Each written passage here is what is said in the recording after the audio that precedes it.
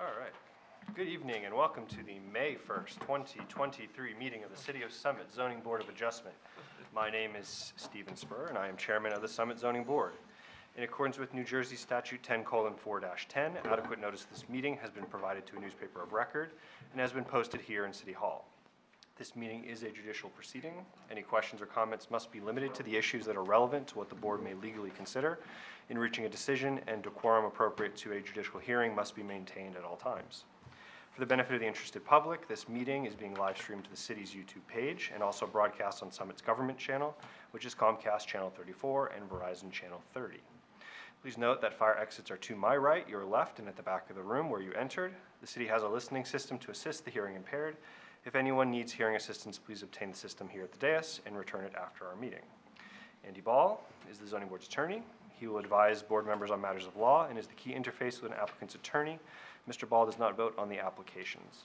Stephanie Sulios is a city employee and the zoning board secretary. Ms. Sulios assists applicants with the preparation of their applications, planning our agendas, and keeping our meeting minutes. Ms. Sulios also does not vote on the applications. Our board consists of 7 regular members and up to 4 alternates. All members can participate in the hearings tonight, but a maximum of 7 can vote. Most applications require a simple majority to be approved. Some applications require 5 affirmative votes to be approved. You'll be told which majority will be required before we begin our deliberations. Ms. Sulios, will you please call the roll of the members? Sure. Chairman Spur? Here. Vice Chairman Steiner? Here. Ms. Newell is excused this evening. Mr. Gonzalez? Here. Mr. Mullen? Here. Mr. Millay is excused this evening. Mr. Loikitz is also excused this evening. Ms. Toth? Here. Ms. Sager? Here. Mr. Feskins? Here. Mr. Yuko? Here. You have a quorum. You may proceed. Thank you. We generally hear the applications in the order they are listed on the agenda. We try to have each hearing last no more than 30 minutes, but we do understand that some applications are too complex to be heard from that time frame. Each hearing begins with the applicant or their attorney giving an overview of the application and the variances that are required. We then hear from any expert witnesses the applicant may have to help explain the application and why the variances are needed. The board members may ask questions of the applicant, their attorney, and the expert witnesses. Once the board professionals and board members have completed their questioning, the public will have an opportunity to ask questions. This is not the time to tell us what you think about this application. That opportunity comes at the end of the hearing. Before you ask your questions, please clearly state your name, spell your last name, and provide your address. It is important that our court reporter be able to keep a clear and accurate public record. The court reporting is being done over the audio-visual system, so try to speak clearly into the microphone if you can. After all witnesses have been heard, members of the interested public have their second opportunity to speak. At that time, you may express your opinion, positive or negative, about the application. Then the public hearing is closed and we enter into executive session where board members discuss the application and vote. You will be able to listen to our executive session, but you will not normally be able to participate in the discussion. Most applications are heard and decided in the same evening. If an application requires additional information or testimony that cannot be presented tonight, we will carry your application to another date and it will not be decided during this meeting. Krista Anderson, the city's zoning officer, has asked that I remind all applicants that they must read carefully the resolution that documents the zoning board's decision and to pay particular attention to the conditions contained in the resolution. For example, if a landscaping plan is required, you must obtain one and submit it to John Linson, the city's forester. If a grading plan is required, you must have one prepared by a civil engineer and submit 3 copies along with the application fee to the city's engineering division. Failure to satisfy all conditions in a resolution will result in a delay in approving your application, as it will necessitate additional follow-up from zoning and other city staff. The resolutions documenting the board's decision will normally be available 1 month after we decide the application. Before we jump into our one hearing, if you'll join me for the Pledge of Allegiance. I pledge allegiance To the flag of the United States of America and to the republic for which it stands, one nation, under God, indivisible, with liberty and justice for all. One singular case this evening. We have the good pleasure, though, I believe, of being represented by Mr. Weber. Is that correct? That's correct, Mr. Chairman. All right. Mr. Weber, the show is yours. James Weber of Alfonso and Weber on behalf of the applicant, Splendida Homes LLC. That is the LLC of Sharon Ch. And we can thank Ms. Ch for the fact that we have the ability to see the plans up on video. I was stymied despite my attempt to be here half hour early.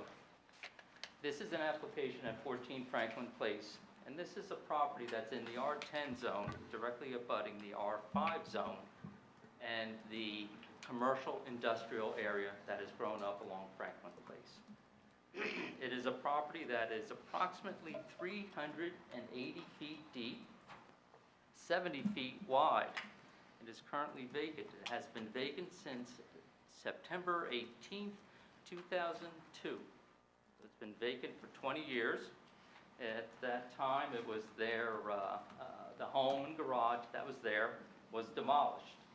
The property was then subject to environmental remediation, which was completed in 2011 when an NFA, no further action, was issued by the DEP.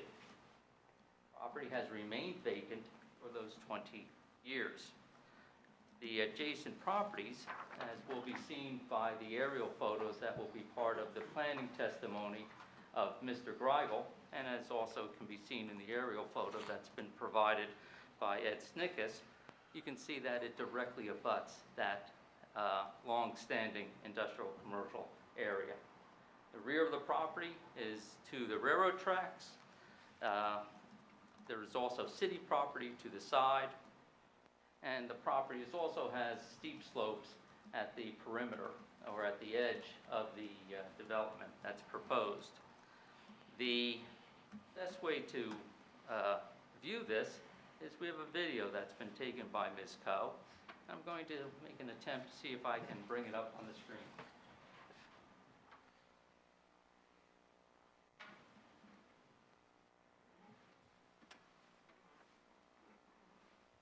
Okay, so we have it, but certainly not in any size that's capable. There we go. Now, is that large enough for everyone? Sure. As the videographer is walking up from Franklin, the existing asphalt driveway on the left-hand side of the property is shown in the foreground. You can see over there is the existing residence that's abutting this property. To the right is the commercial industrial. That white fence apparently is part of the original development. And in that regard, it's a metal fence. It's on both sides. And as a result, we believe that it's part of the property. We do not believe it is the property of either of the other property owners. As we continue along, there's that white fence again. That is actually metal lattice work. This property was once part of the Erday family. The Erday family now owns the other properties that have been referred to, and this was part of that family. So as you can see, when we get to the end of this video, you're going to see that the driveway here actually connected to those adjacent properties on the commercial industrial. We continue working further back, and at this point, you can see the large white oak that's referenced in John Linson's report. There have been, and Ms. Muller will testify, that she's had a conversation with Mr. Linson to confirm that the tree cannot be saved, that it's within the area of development, and as a result, he's recognized that and has amended his position accordingly. We see that the driveway goes over to the right, and we see, again, the buildings and the commercial industrial on the right. There's that fence. And here's the beginning of the steep slope area. And this would be the, if I'm not mistaken, this would be the terminus of the development. There were discussions about the ability to use the lower area in the back because the property still meets the 40-foot rear yard setback. It's just that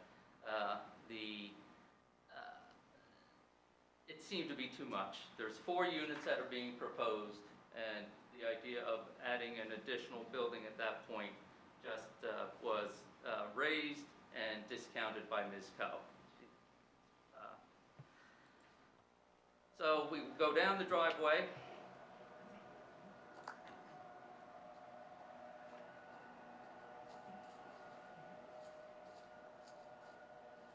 And this is the property back. That structure right there that looks as though it's some sort of metallic flue is on Ms. Coe's property. It will be removed.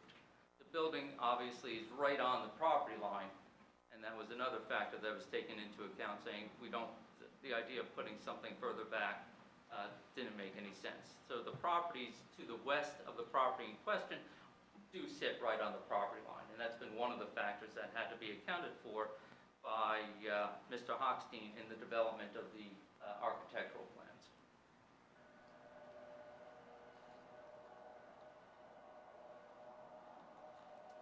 We can see the high tension line, excuse me. There's the high tension line. City property is now shown, railroad tracks in the background, and right there, oops. Yeah, I know it. For a second, as we swing back again, there. At that point, that is asphalt that's on Ms. Coe's property. You can see that connected to the properties that were on Franklin, the industrial commercial properties as well. So this was all integrated at one point. The board should recognize that even though this was integrated at that point, the fact that it's been demolished deems it abandoned. So for the board's perspective, this is a vacant property, albeit 20 years vacant. Nonetheless, there is no claimant, nor there could be any claim. I believe Mr. Wolf confirmed that, since it's been demolished and it's now been abandoned. There was a two-family house on the property and a garage, which would have been integrated into the properties on the west. I'll agree with you there. Yep. Okay. And then just for the sake of the record, Ms. Coe, I presume, was the videographer. Do you know approximately when she took this video? Would have been a week ago, I believe, Ms. Coe. Last week. And it fairly represents the condition of the property as it exists today? That's correct. Excellent. Thank you. So I'm going to close this, unless there's any questions with regard to the video at this point. Impressively steady hand, Ms. Coe. Good job.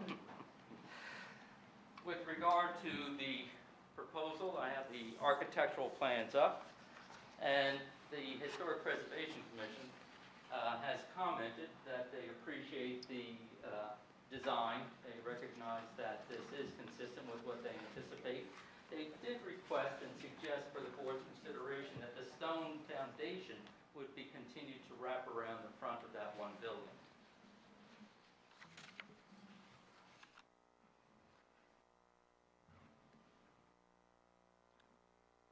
Buildings are set up in a way where there are two dwelling units at each end of the building. There are two separate buildings. There are two two-car garages. And the living space inside the units is approximately 1,600 square feet, if I'm not mistaken. So these are not that particularly sizable. They meet the floor area ratio standards in the R10 zone.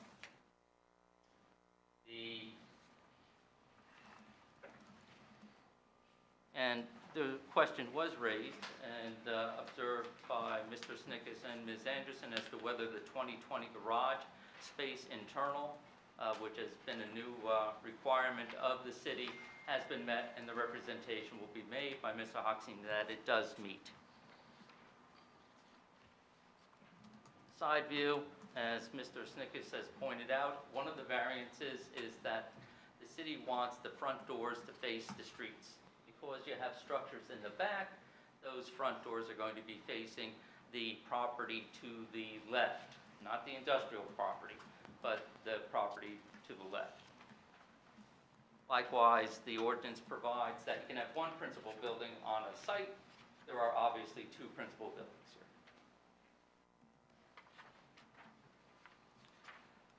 Document I'm showing here, which we would need to have marked. I think the video would be A1. And this document is the demo permit. So this would be A2.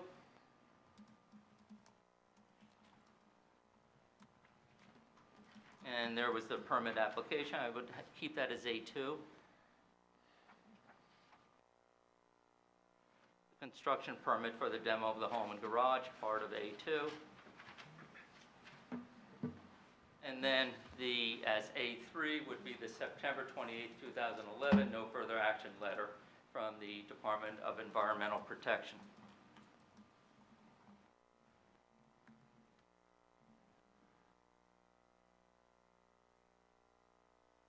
With regard to the variances, this is the R10 zone, which calls for single-family homes. The applicant is proposing four dwelling units in two separate buildings. The municipal land use law, in terms of the use, also talks about principal buildings as a D1, and I would submit that the use itself, in terms of the concept of a residential property, is one that is consistent with that, but the MLUL also provides, if you have an ordinance that prohibits those principal buildings, then it's still a D1 variance. And as a result, you still have that aspect of the use variance applied. No FAR. Building coverage, there is a building coverage variance, and that stems from, as Krista Anderson has indicated, the deck at the back of the building to the furthest point. So where you have the drop-off at the rear of the property by the steep slopes, and you have a deck coming out. They cannot do a patio. They've done patios for the other units, but they could not do a patio for that. And as a result, that deck contributes to the overage in building coverage. Because as the board's aware, if you have a deck that's more than 12 inches above grade, then it counts as building coverage. Lot coverage is also implicated, and again, that's because of the length of this property. When we're talking about a 380-foot deep property, that's 70 feet wide, the extensive driveway necessary to serve the structures is implicated as well. Other than that, rear yard, front yard, side yard, height, wall comply, floor area ratio, and Ms. Coe and Mr. Hochstein worked very hard with regard to keeping that within the FAR requirements. One other variance that was picked up by Mr. Snickes' firm is that a foundation can't be more than 10 feet from a steep slope area. And here, the rear of the property building is being used to help manage the steep slope. And there's a violation of steep slopes at the back of the property as part of the overall management of the site. Unless the board has any questions of me, I would call Ms. Coe to the stand to be sworn in, give testimony in this matter. I had one question. You mentioned the historic preservation's comments about wrapping the stone. Will we await the testimony of the architect to hear that answer? Or Yes, leave if you don't mind. Leave us hanging then, no problem. Any other questions for Mr. Weber on the board? Mr. Chairman, just two clarifications with regard to your opening statement. You said doorways will be facing the neighbor's property to the east? Or To the east. Or The will front. they face internally? I thought they faced each other.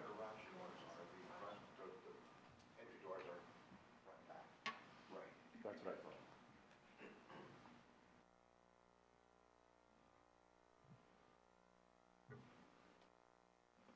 So we'd be looking at the left elevation. If I can just expand this, see if I can do that. There we go. So I am corrected. Thank you, Mr. Snickes. Thank you, Mr. Hochstein. The access by pedestrian will be to the front and the rear. The garage doors do face the neighbor to the left. Okay. And then you said that patios will be provided. Will that be covered by the engineer where they are? Oh, no, there are no patios. Oh, okay. All right. Sorry. Thank you. Just the Thanks. deck off that Just the side. deck off the Okay. back. Good enough. Thank you. Thanks. Before you go to Ms. Coe, are there any members of the interested public here this evening? Neighbors interested? Excellent. Thank you for joining us on what's hopefully not too rainy an evening. At the conclusion of each witness, we'll offer the opportunity to ask questions. You come to the podium, name, address, limit to questions, no commentary till the end. We'd welcome you to ask a question of Mr. Weber now, but what I would encourage you to do is just, Mr. Weber, you'll remind us, we'll hear from an architect, an engineer, and obviously Ms. Coe as the applicant. Any other witnesses? A planner. A planner as well. So you'll have four different witnesses with Mr. Weber guiding the testimony. So I would encourage you, from my experience, wait to hear from each of the witnesses. At the conclusion of each of the witnesses' testimony, you're welcome to come forward and ask a question. Okay. And Mr. Weber, if you'd like to call Ms. Coe forward. I would ask that Ms. Coe to be called to the stand to be sworn in. in to give testimony in this matter? If you could raise your right hand. Do you swear or affirm the testimony you're about to give in this matter is the truth, the whole truth, and nothing but the truth? Yes, as Please well. state your name, spell your last name. Last name's K-O-U, first name is Sharon, Thank you. and I'm a little nervous, okay. That's okay, you'll do Okay. great, don't worry. Mr. Roy will Okay. take good care of you. So, Where do you reside, Ms. Cow? I live in Melbourne, 15 B Church, Melbourne. It's not very far, it's a neighbor town. And I am the owner of the DeBarry Inn. I actually bought the 14 Franklin, that lot, same time, about within 1 month with the DeBarry Inn. The idea is these two properties probably 5 minutes walk to each other. The idea is to build a family home so I can walk to the thing, so I can take care of the business. And DeBarry Inn is a 140-year-old building, so it's apparently a lot of maintenance. So that's the reason. And I really love the downtown of Summit, and it's a very vibrant town. I guess. And you brought an application before this board as Splendida Homes LLC. Are you authorized to act on behalf of Splendida Homes, the applicant? Yes, And are you the member of Splendida Homes? yes, And in terms of the proposal at 14 Franklin, you've indicated that you're planning on residing in one of the units. Have you made a decision as to what you're going to do with the remaining units? not yet. It depends on the situation. And I even don't know the decision from the board yet. Okay. Very good. So based on the marketing and everything, I don't know. But I definitely plan to live in there on the property. Yeah. And have you retained the services of Kathy Moeller as your engineer, Steve Hochstein as your architect, and Paul Greigel as your planner? Yes, Have you had an opportunity to review the reports of the board's consultants? yes, And are you willing to be bound by the recommendations of the board's consultants, subject to the testimony of your experts? yes, And have you reached out to your neighbors? yes. I talked some of them, and some of them like it. Some people have concerns. So that's why we have people here, probably. And there was a video that was shown during the opening. Did you take that video? Yes, I took it last week, probably I think last Wednesday. I have nothing further, Mr. Chairman. Okay, Any other question for me? well, hold on one sec, we'll ask everyone. Anyone from the board have a question yet? Go ahead, Mr. Dugan. Yeah, so you're starting with a vacant lot, so you have lots of flexibility as to what you could or could not build. And you're asking for some significant variances. The zone permits a single-family home, so not only are you asking for a two-family home, you're asking for two-family homes and a large lot coverage variance. I'm wondering why, given you're starting with a vacant lot and you could build something that conforms, why you're asking for such significant variances. Again, this is 70 feet wide and a 380 feet deep lot. And I think on the west, to the west is industrial. It has many units. So it's just coming to natural to me that way. And also it's probably, I just think it makes sense. Well, And also like my expert, I can ask my expert, opinion of my experts, so. Well, I'd be happy to hear from them too, but there was, and again, I don't remember what was there before. I'll take Mr. Weber's word that there was a single two-family home there before. Why not build something like that again? That was there before. We can certainly, and this has been something that's been part of the discussions with regard to the application, Mr. Yuko, and I think that's a good theme throughout the presentation. It's one that we were anticipating, and as a result, if we can go to the architect and the engineer and the planner, they can reiterate the main thoughts. 20 years of vacancy, narrow, deep lot, and right next to that established commercial industrial. So it's, the point of view was, we're going to create something here that's going to be stable, that's going to be successful, and it's going to provide that necessary buffer to the Hobart Avenue. I'll be anxious to hear that testimony. Okay. Any other questions from members of the board for Ms. Coe? Dipti or Ed? Nothing? Okay. Any questions from members of the public for Ms. Coe? You're welcome to come forward. Maybe Ms. Coe, just grab a seat next to Mr. Weber if you'd like to. Okay. And then we'll offer.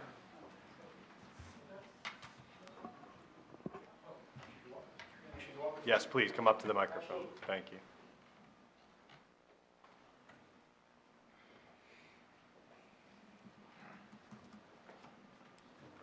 Just ask you to state your name, spell your last name, and your address. Robert Cusick, 12 Hobart Avenue, K-U-C-Z-I-K. I own 12 Hobart with my wife, Lauren Woods. Hi, Sharon. Sharon introduced us and indicated that she wanted to be a good neighbor. My only question so far is, I'm confused. I thought, since there are no records that I could find, that the home that was on there that was demolished, I didn't know it was a two-family home. Is that property zoned for one family or two family? Mr. Weber, would you care to respond? One family. Okay, Zoned thank you, for- that's all I have. It's in the R10. Okay, thank you very much. Anyone else care to ask a question of Ms. Coe? We have an engineer, an architect, and a planner coming as well if you have a more technical question, but you're welcome to ask if you have something top of mind. Hello. I'm Inge van der Beelen. I live at 11 Franklin Place. It's right across the property. Okay. I have a similar question with regards to, I hear one-family home, two-family home. I actually have a book of the History Summit. It's definitely a single-family home that was there when we moved. It was an empty house, and they demolished it 2 years after we moved in. We moved in 2000, and they demolished it in Note 2002. that we should be limiting this to questions at questions, that yeah. point. Yeah. At this point, no No, but my question testimony. is why we keep hearing a two-family home, which I can wasn't. answer that. If we look at the reports of the staff comments, Krista Anderson, the city zoning officer, begins her report by Yes. confirming that it's a two-family. I saw- Even though the structure itself may give the appearance of a single-family dwelling, nonetheless, the legal status was one Yeah. of having Just- it, if I can, and I'm calling to attention the February 8th, 2023 report of Krista Anderson. Now, Krista Anderson, as a zoning officer, is the executive arm of the governing body. I So get her determinations are actually those that are those of the governing body, and she interprets and manages, administers the zoning ordinance. So when she addresses something, she says, here, the subject But property could you is scroll currently... down like 2 paragraphs down? The subject property is currently a vacant lot on which there had previously been a two-family house. Okay. That Could you now determina- scroll down 2 paragraphs? That determination is one that has a legally binding status. I get that. Could you scroll down 2 paragraphs? Where it says, single-family use. Scroll up. The property is located, In the R10 zone, which allows single-family uses. Correct. okay. Right, I thought, So- yeah. So maybe, Mr. Weber, just to grab hold of that, and you can clarify it, at least for my sake and the sake of the audience here. We have a currently vacant lot. The lot's been vacant for 20 years. It sits in the R10 zone, which is zoned for single-family use, Correct. primarily. Right? Prior to the lot becoming vacant, that structure being demolished, it's being represented as it was a two-family property, a two-family structure. That's correct? And that's what Ms. Anderson represents in her memo as well. Correct. So, Was it a two-family structure or a one-family structure being utilized as a two-family? that's not my question. My question is, so That's mine. oftentimes, we'll get to yours next. Hold on, Mr. Vice Chairman. My question is, we often see non-conforming pre-existing uses, pre-existing conditions. Are you representing that the two-family structure that existed prior to the vacancy of the lot, that 20-year period, should be treated as a pre-existing condition, or? So, No, No. it cannot, It cannot, right? because the structure has been demolished. And as a result, when you have the demolition of a pre-existing non-conforming use within a particular structure, and that structure is demolished, that use is lost. So the board is looking at an R10 single-family use property. And that's why we need a use variance in connection with this application. So You've referenced that, maybe Krista has referenced the prior two-family structure, just to avoid confusion that Ms. Co is not as of right entitled to construct a single or perhaps multiple two-family or other configured structures on that. That's a fair statement, Mr. Chairman. Okay. Okay, thank you for the clarification. Anything you want to add, Andy? Sorry. No, I was just gonna jump in and give that same answer. So the prior use is irrelevant, really. They are asking for the D1 variance, which would be required here. Okay, sorry. My name is Tori Weeks, and I'm at 15 Franklin. You came to my house the other day. I just wanted to understand your thought process of how you went from 2 units to 4 after speaking to me. Did you ever talk about 2 units, or were you talking about 2 buildings where each building carries 2 units? And you, Probably that's a little maybe, because you said that you were living in one and your sister was living in the other. Yeah, we will have, the doubles building, yeah. Okay, but you were still planning on 4 units at the time? I guess so, yes. Because the way we were discussing that it was in the morning, I showed you the plan, remember? Yeah, and I thought it was the It 2. was the same plot plans. Okay, Yeah. okay, thank you. Questions for Ms. Co? There'll be more detailed architectural testimony very shortly, and we can look at the actual structures. Okay. That's it for you, Ms. Co. You can grab a seat just behind us. If we have any further questions, we'll ask you to come forward again. Thank you very much. All right, Mr. Weber, your next witness. I would ask that Kathy Mueller be called to the stand to be sworn in to give testimony in this matter.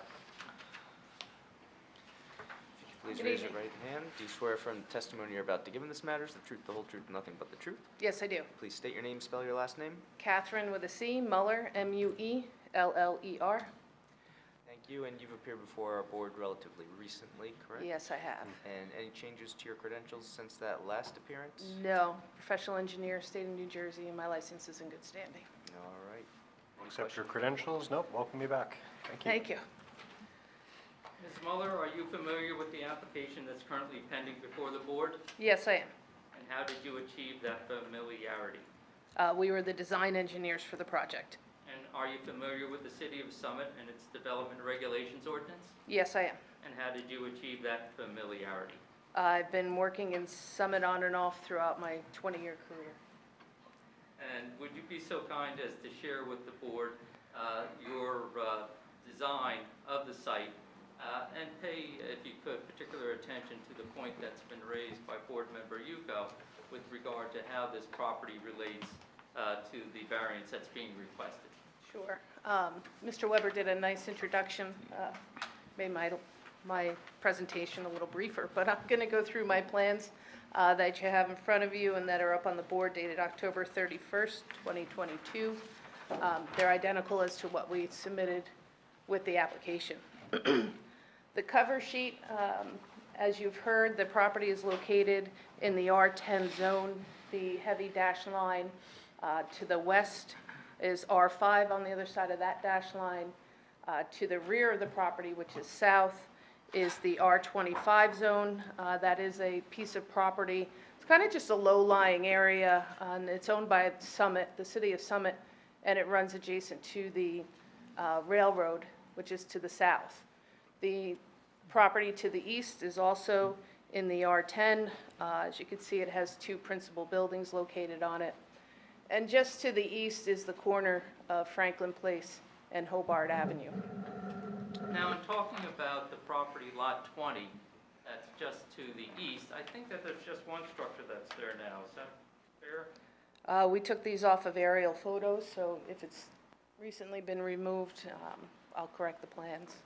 And one of the aspects with regard to Lot 20 is that the stormwater that flows down Hobart Avenue discharges onto that property. Is that correct? Is that correct? I believe there's a pipe that discharges to the rear of it, yes. And there's steep slopes that exist and that bisect Lot 20. So what I'd like to point out is, yes, the steep slopes bisect that property kind of through the middle of it, and then you can see that they encroach onto this property. It's about 300 feet back, 280 feet back. Again, you've heard that the property is over 380 feet deep. So the band of steep slopes, if I can use your pointer here.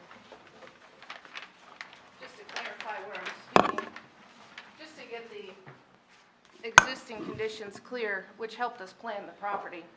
The steep slopes through the middle of the property are pre-existing, and you can see with lot 19 that there was a large retaining wall, and that's where the parking area and the pavement ended, and then they had a steep driveway which went to the rear.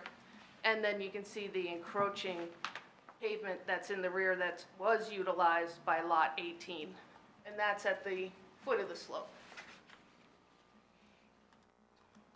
So if there's no further questions regarding the existing conditions, I'll move over to the second page.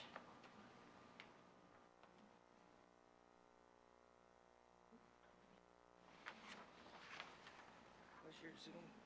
No. Just It's right there.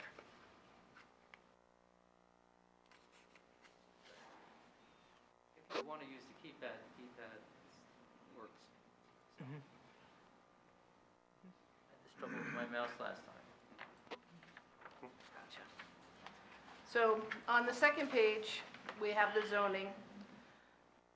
The top image that you see on the page, this is for the slope delineation so that we could identify any waivers or variances associated with the steep slopes as part of the project. The shaded area is all the steep slopes greater than 15%. We do show a dashed line. This is the limit of disturbance for the project. So there are 4,440 square feet of steep slopes within this area. And within this limit of disturbance, from the east to the west here, is 3,750 square feet of disturbance, which is proposed. And you can see where the outline of the building is. The rear unit will have a walkout basement, so we located it along the slope so that our disturbance could be minimized, so that we're not doing a large amount of fill or cut for that walkout basement. The lower is the site dimension. So as you've heard and we show on this plan view, the required front yard was set by the prevailing front yards in the neighborhood, and that calculated out to 31.59 feet. And we've set the house at 31, the front building at 31.7 feet. Krista Anderson, your zoning officer, confirmed that our prevailing was calculated per the city definitions. The two side yards, one is a minimum of 12 feet. We have 12.1 on the western side. North is to the left or towards Franklin Place. And then the total for both has to be 35% of the lot width, which calculates to 24.4. And we exceed the remaining 12 and 12.24. We exceed the remaining 12.24 on the eastern boundary. The rear lot line, due to the depth of the property, is 40-foot minimum, and we far exceed that to the rear building. The maximum building heights both calculate to be compliant and under 35 feet.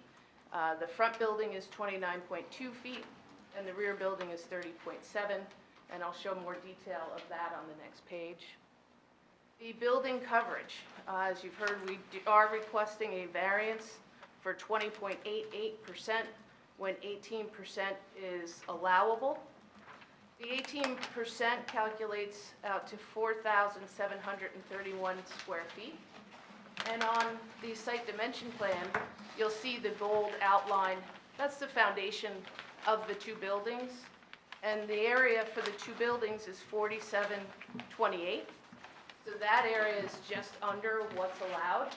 So as you've heard, the real trigger for the variance of building coverage for this project are the front porches, which we have added for the front doors. Again, one will face Franklin Place, two will face each other on the interior, and one will overlook the rear. So the front three entrances will have covered porches, which calculate out to about 50 square feet. And also, when we have more than two risers, the platform and the steps count because they're greater than 12 inches off the grade. So we've calculated all of those coverage numbers in the building coverage. And then off the rear, I'm just going to explain how we've designed the layout of the project. We do have two-car garages for each unit, which is compliant with the RSIS. For a duplex, it's considered a single-family house. A three-bedroom single-family house requires 2 parking spaces. So it's compliant with the parking. The front building will access either through the garage or their front door at either end. And then the rear building, the unit closest to Franklin, will have their front door and also access from the garage. And the rearmost or southernmost unit will have their garage access. But due to the grade, what we've proposed is a deck structure. Versus building a lot of retaining walls and filling it all in, we have a deck that will come off the end of the parking. It'll either continue straight and have a set of access stairs, because we do still have a fairly large area in the back, which could be used for entertainment by the residents. It's a common area. Or you can make a right and go to the front door of that southernmost unit.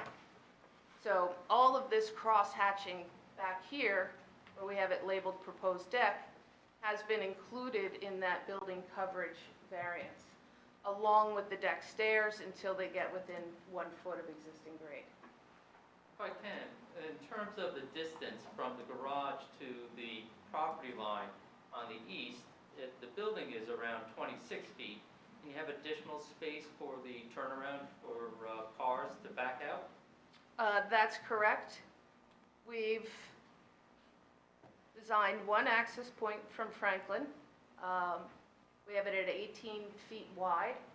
And when you get to, we have maintained the 2-foot setback to the parking area per the city code on the eastern side. And then we've widened it out to 28 feet where the garage doors are. So this is standard what we would do for a 2-car garage. Even on a side-loaded house, 28 feet is an ample apron to be able to pull out, maneuver, and leave the site. And then we narrow down to 18 in between, and we terminate the parking area and the driveway at that existing retaining wall. There's some comments in your professional's letters about the retaining wall. We will have it investigated by a structural engineer. We do indicate a guide rail at the top so that somebody doesn't drive off the edge. So that will be investigated. We do have small retaining walls both on the east boundary and the west boundary. This is to maintain grade and also provide drainage. I'm going to talk about the drainage when I get to the grading plan. But all of this was done purposefully to keep all the limited disturbance on the very narrow lot that we're working with. How does this, the location of these buildings, is now the time to ask how you related those to the western commercial industrial zone? We backed them up as close at the 12.1 foot setback. The minimum side yard setback is 12. So we did push them to that side. And then in terms of that ductwork that was described in the video, where is that in relation to this diagram? That's on this rear building. We noted it as a tank. We saw it as a metal structure. It looks more like a chute of some sort. But yes, that will be removed from, the encroachment will be removed, as will the pavement encroachment be removed. That shows how close the adjoining buildings are to the property line of 14 Franklin, doesn't it? Correct. Correct. There was a comment from the fire department about the width of a driveway. We do have it set at 18. This, for the amount of traffic that we anticipate, 10 per unit or 10.1 with the RSIS. 18 we deem as sufficient. This would be equivalent to a rural road with a much higher traffic load anticipated. But we are happy to talk to the fire department about it. We could widen it to 20 feet. It would increase the impervious coverage, which I'm going to touch on next. We are asking for 42.38% impervious coverage variance to exceed 35%. But again, that is in relation to the long driveway to service the units in the rear And I would assume that if, any other development, you would still have a long driveway. So impervious coverage, we're over by 1,940 square feet. Again, that's mainly due to the 18-foot width that we've maintained all the way around, and to be able to maneuver cars with, with some wiggle room at the 28 feet. The driveway setback, as I said, was 2 feet, and the minimum number of parkings I touched on is compliant with the RSIS. Again, a duplex is actually calculated as 2 single-family house for parking demand. Each 3-bedroom house is 2 parking spaces.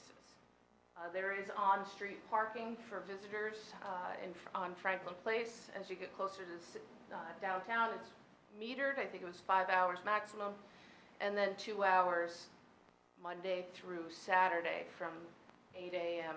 until 6 p.m. There's on-street parking. But the whole point of having the two-car garage is to alleviate any parking to the extent possible by the use of the occupants. That's correct. It would only be used for a visitor. And then lastly, just go back to the steep slopes. As you've heard, not only is the ordinance says no disturbance of any slopes greater than 15%. Obviously, we are disturbing some just for the construction, but we try to use the slopes as best we could. And then also a foundation location within 15 feet, 10 feet from any 15% slopes. So the rear wall is actually helping to minimize the steep slope disturbance by having the walkout basement and the change in elevation within that unit and the construction of a deck for the access. You indicated that you're having a structural engineer take a look at the retaining walls. Will they also be looking at the foundation wall at the same time? Yes. One last item I'll just talk about quickly. This shows on the site dimension. We do show locations for the AC condensers on the western side of each building. We show the location for the condenser right at the rear corner. These are in compliance for the location with the city ordinance. They will be screened for the satisfaction of the city, whether that's with some landscaping or with a fence. That's to be determined.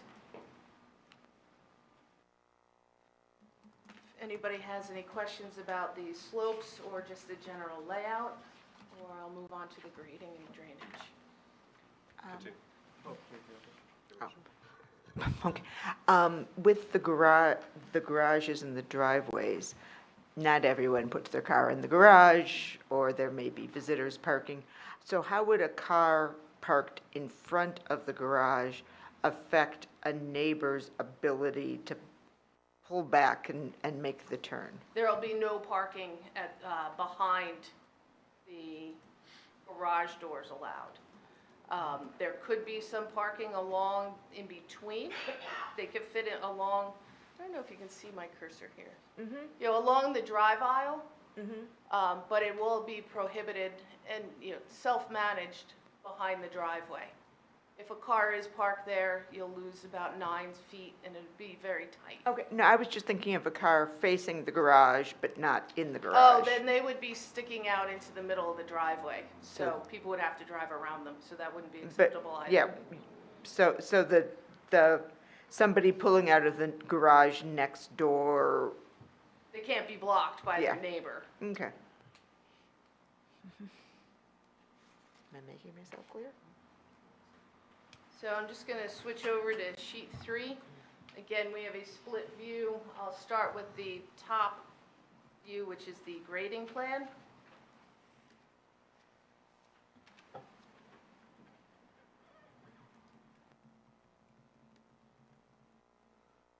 Why pan over? Oh, hit the bar.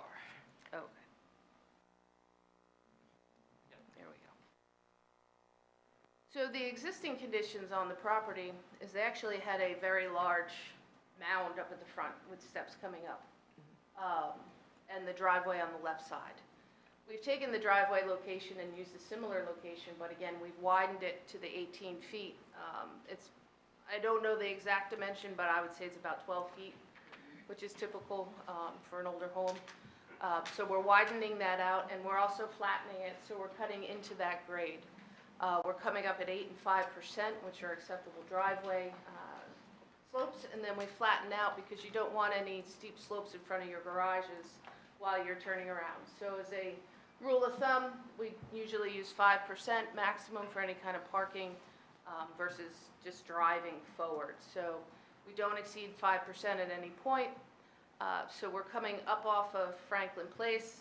We're plateauing in front of the first garage, and then we're sloping towards the back. The west side of the, or the kind of rear of the buildings, what we've done is we have swales that'll take some stormwater to Franklin and some stormwater towards the rear, towards the railroad. We analyzed the existing grading, where I said it comes up steep from Franklin. There's a little high point about mid where the front building is, and then it all slopes to the back. So when we designed our grading, we always have stormwater management in mind.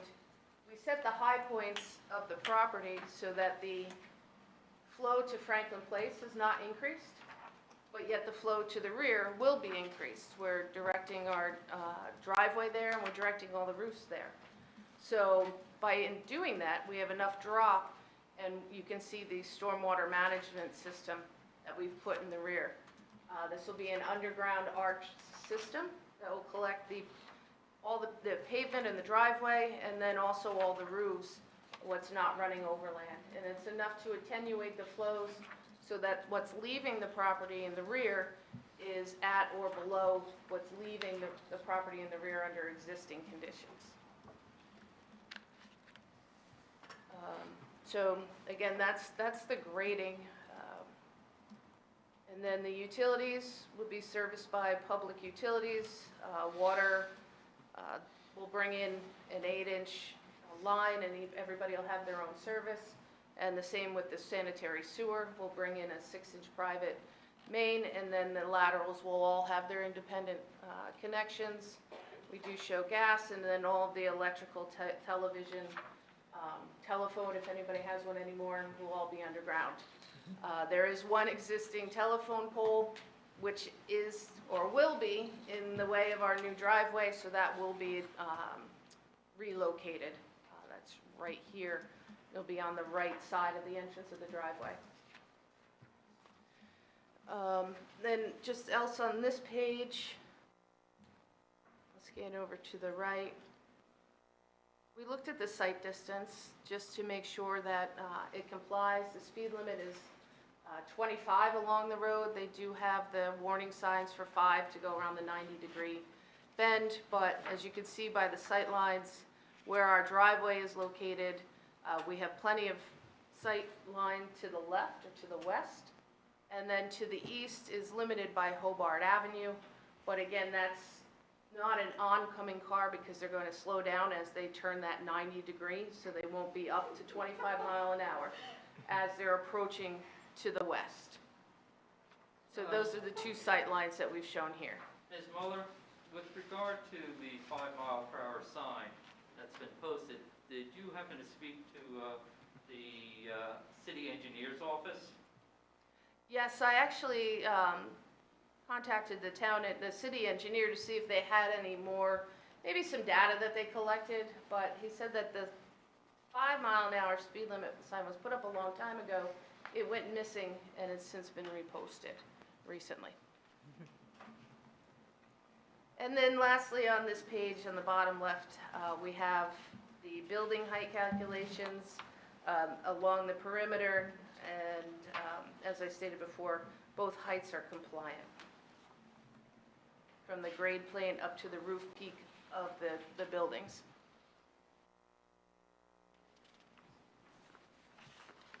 And then the last page I have is the soil erosion and sediment control plan.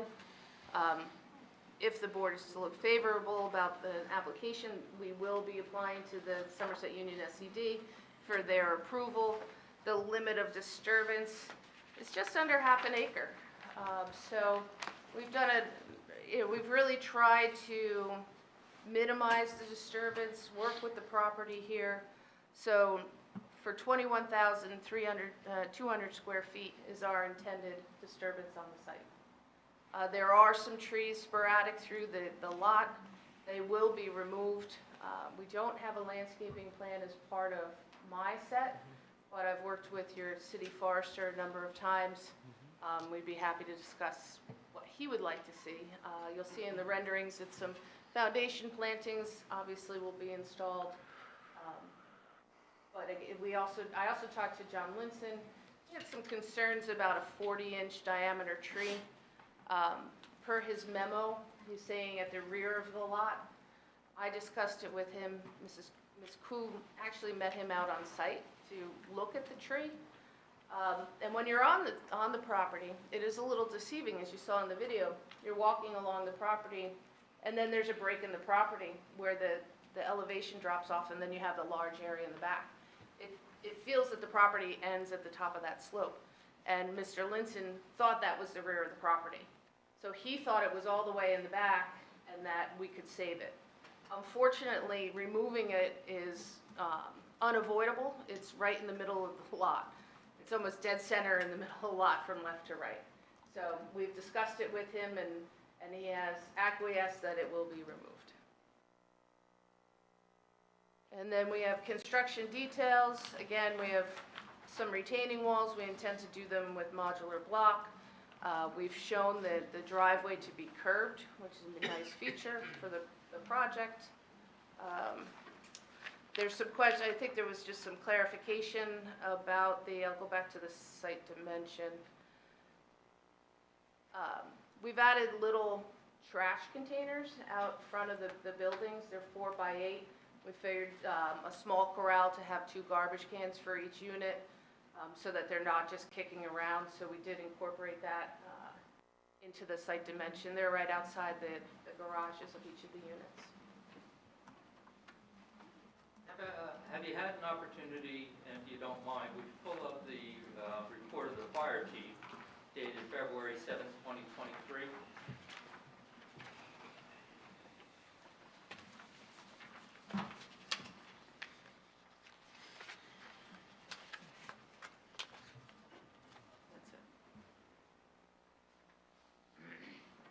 And here the fire chief indicates the proposed 18-foot driveway should be 20 feet and marked with DOT no parking signs / striping.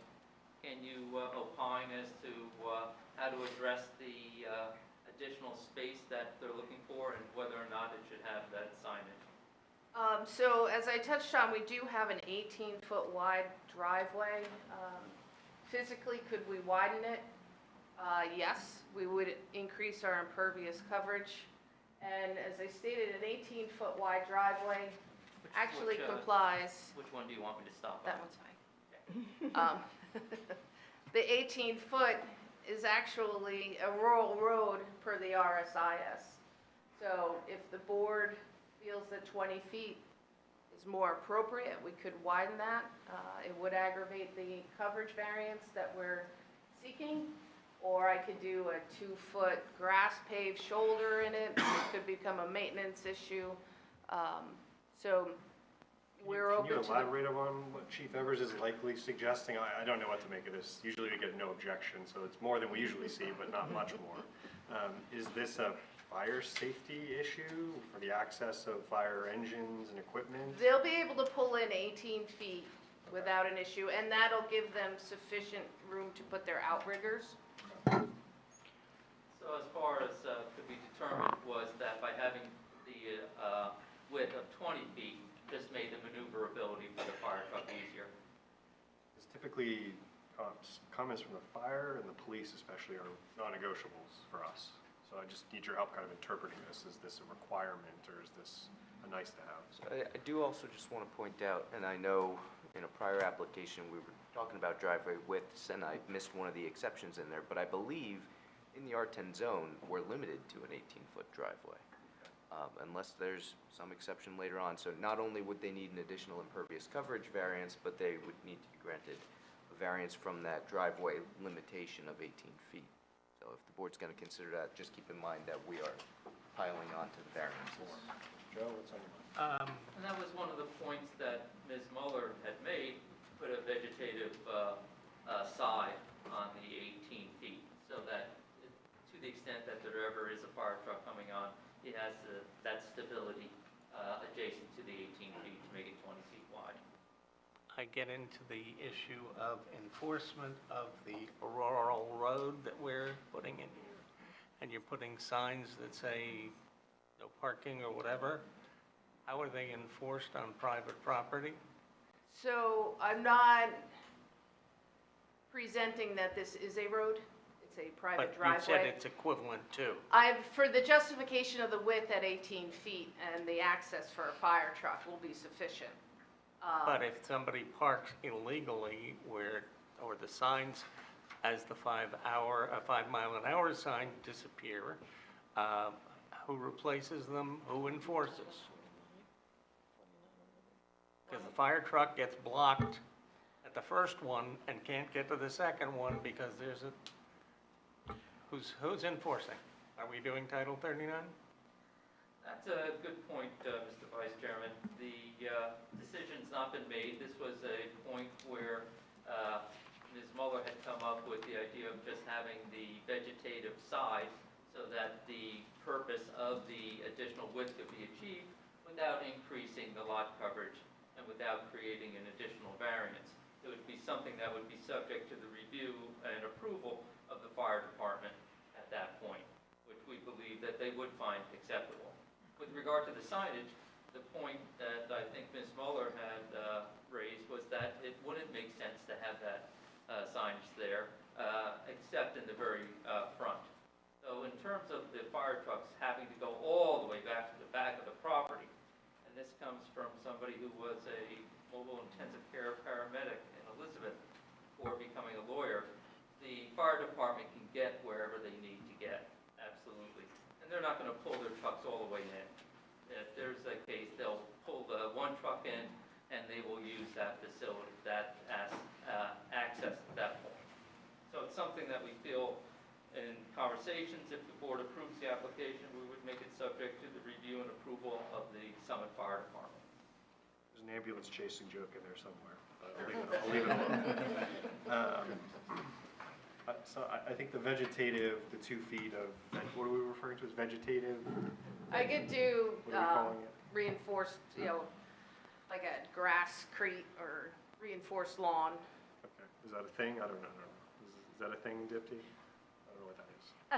A grass strip, yes, it With is. sufficient stability to accommodate heavy I would vehicle. possibly make it wider than maybe 2 feet, but But as an engineering solution, it does exist? This is a thing? this is a thing, Okay. I've seen it. But I was going to suggest that if the fire truck maneuverability is an issue, they can show some turning movements in and out, yeah, just to make sure that there's no issues. I think that was all wrapped into a condition subject to review and approval by the fire department. And the question of the signage, essentially no signage, it's self-policing. I think there's a broader question about property maintenance and operational considerations, which would typically fall to Ms. Coe and the applicant. But That would be something that if the board approves the application, it would be required to have that requirement within any of the homeowner or leasing or condominium documents, depending on how the ownership is eventually established with the site. Question. Is the density or the distance raising the issue from the fire department? They were just indicating that the driveway, I would assume it's just access. So it's not driven by the fact that there's 4 units here? There's no comment relating to the number of units. Okay. The construction official did have some comments about the wired or interconnected fire alarms. So for a building or smoke detectors, If you could interconnected scroll- smoke detectors. Let's scroll on to that.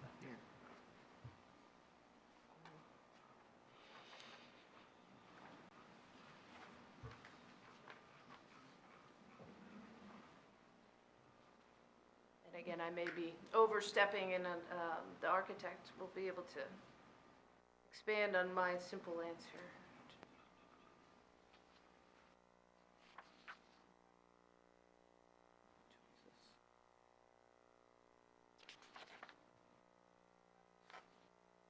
It was just before Mr. Linson's report, Gotcha. just after the engineer's report. Thank you, Mr. Chairman. You good? A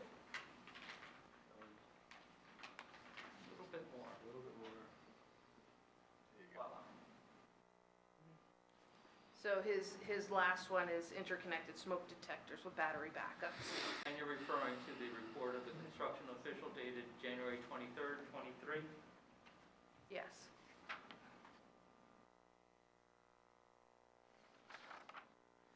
Have you had an opportunity to Sorry, review the... Mr. Weber, just on that point real quick. Jay, you're getting at trying to understand the relative density of the property in the eyes of fire officials or code officials. Like, what I'm not seeing here is a requirement for sprinklers, for example, right, which would suggest a greater density and complexity to the construction. Yeah, I mean, an 18-foot turning radius, I don't see a fire truck going down there. And for a fire department to raise that question, they're obviously thinking about access. So my question really ends up being, if this was only a two-family house, one structure, would that question still be raised? So that I don't could- believe it would. It goes to Dipty's question about, can we see turning radiuses, or at least not we, the fire department see and review turning radiuses?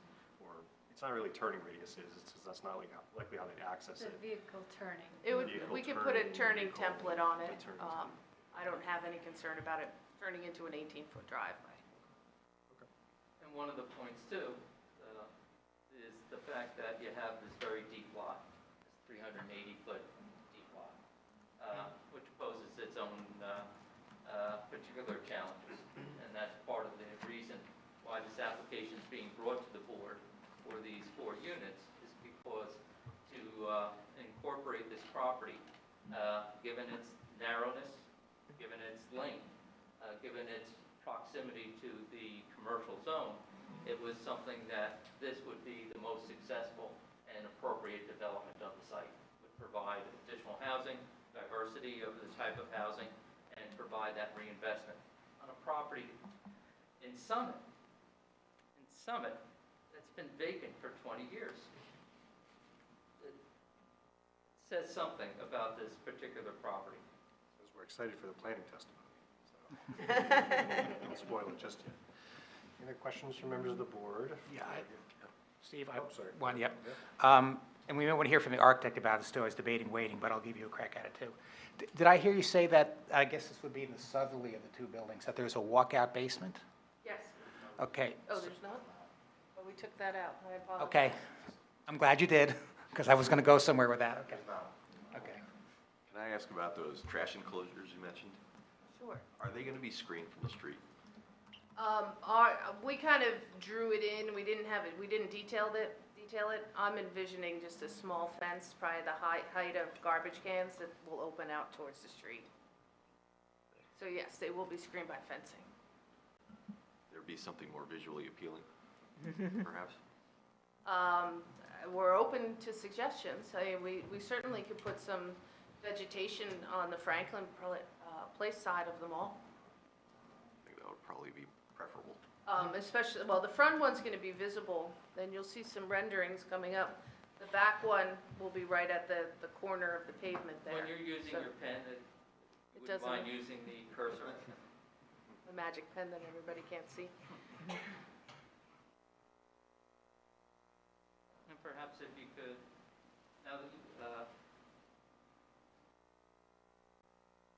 so if you can enlarge that. So the front one Right. definitely will plant in front of it. The rear one, we can move it in a little bit. It's a little less accessible from the garage doors. And are And those demonstrated there in a rectangle? Is that what you're talking about, or is that a landing, or what is that? They're 4x8 Where are they? identified. I'm on sheet 2, the top part, site dimension, and we have 4x8 trash and recycling. So here's one for the first building. When you say here's one, you're Is talking that- about the can you building see my- closest to Franklin. No, I can't see your cursor. Are these included in the impervious surface calculations? Yes. Okay. I'll just show you on my small plan here. Just to the sides of the garages, sorry. There's one on each side for the front building towards Franklin and one on each side. Would you mind going to the TV, actually, just point it out on the TV for us? One of, your choice? So we have one for each unit. The unit to the north is right here. The next building is right here, or the next unit here, and the last incorporated onto the deck surface. And so when you say here, you're talking about a small rectangle It's that's labeled as, adjacent to the garage? yes, 4x8 refuse recycling pad and enclosure. And there's a note that's on the plan. That's correct. And we did account for that for the impervious coverage. As long as we're on trash, and on my friendly rural road, those are pretty big garbage trucks that come down to do recycling and trash. How's that gonna, are they gonna be able to maneuver that? They're not, maybe not as experienced drivers as firemen. I don't believe they'll be coming onto the site. They'll be at the street, and then the trash collectors will How have to far walk up back the is the, driveway. how far back is the walk to the furthest away trash site? I can scale it for you. Yeah, approximately, not. Yeah.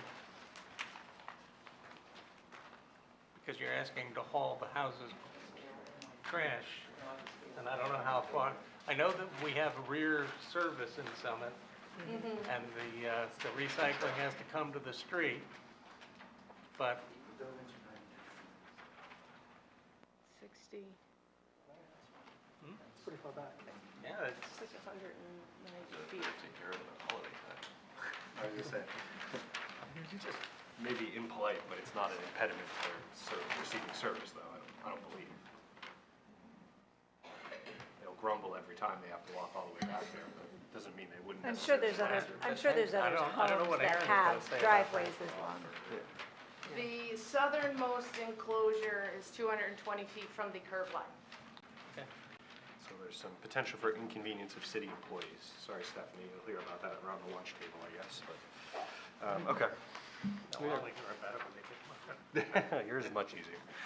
Any other questions for the engineer? We'll get to you, Dipti, here, 1 second, board. All right, Dipti, what do you got? What's on your mind? Okay.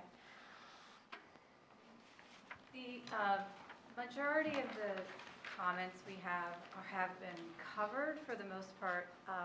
Regarding the stormwater, I realize that the stormwater will be attenuated with your design with the ADS storm tech chambers.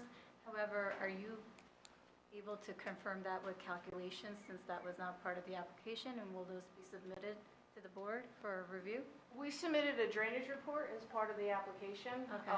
When we do work pretty much everywhere, and we know that the soils at Summit are not that promising, so we don't take advantage of any kind of infiltration traits of Okay. the subsoils. So a soil test will be required, and that's primarily just to the distance to the seasonal high water table so that it complies. But if the soils do not have any infiltration properties, that's how we've designed it. So it can't get any worse in that terms. If there's seasonal high water table, we would just lift them up a bit. Okay. So the drainage report was submitted as part of this application? Yes. Yes. So hence why my question. You didn't see it, or, okay. Yeah, so maybe just, Would we have it? Would we have it as board members? Ordinarily, when a stormwater management report is filed, we file it, I think, around 4 or 5 copies. I'm not sure that we provide the 14 sets of the stormwater plan, but we would have. I have an additional one from Ms. Ch. Okay. So just trying to make sense of do we want to condition the application on you reviewing it? I This- think so. this would be part of, It's gonna the city's gonna beat it up for sure when they ask for some permits, grading and what have you. Huh. Would you want to see it for in here. Just Yeah, got I it. could look. Yeah. Do you need additional time to review it, or is it something you are just looking for a quick glance tonight? Like, should we condition the application on Right. your ability to review and approve the stormwater plans? I would make sure that somebody gets their eyes on this. I'm not saying that we can't. Well, that's you, Dipti, so Yeah, let's do it. All right. So- That's all right, fine. that's why you're here. So yes, we would do Yes, that. I would like that, and basically, the impervious coverage triggers a major permit for this particular application, so that's why I would like to look at it. And the other question was really regarding. Yeah, I just want to Yeah. clarify on that. Yeah. It's actually not a major development per the DEP. Okay. Because it is a redevelopment. Our limited disturbance is less than an acre, and our increase in impervious is less than a quarter acre. And our majority of it is roof, so our road surface isn't increased by more than a quarter acre, so we don't need water quality. Okay. So the system just deals with quantity and that there's no increase. Okay. Important clarification, but even more reason for you, Dipti, to look at it, just in case it's going to meet a lesser standard in front of the DEP or the municipality or whoever else would typically look at a more substantial. And then the point that Mr. Ball had made with regard to the board approves the application subject to that review is acceptable. Okay, thank you. Thank you. Anything else catch your eye, Dipti? The other.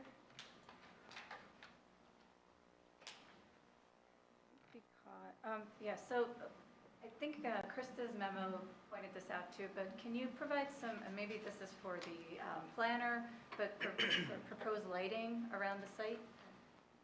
So we don't have a site lighting plan. Okay. With the location of the doors and the garage doors, we feel that the required building code lighting will be sufficient. Do we feel okay about that, or what do you think? The lighting plan, I don't see a need for it, and as long as the walkways are lit for the applicants, you know, for the people that are going to be living there. So Right. I don't think we need to see one, as long as there's no effect to the neighboring properties. So in that sense, you may want to provide some information on that. Do you object to We have a providing a lighting lighting plan. plan? Yeah.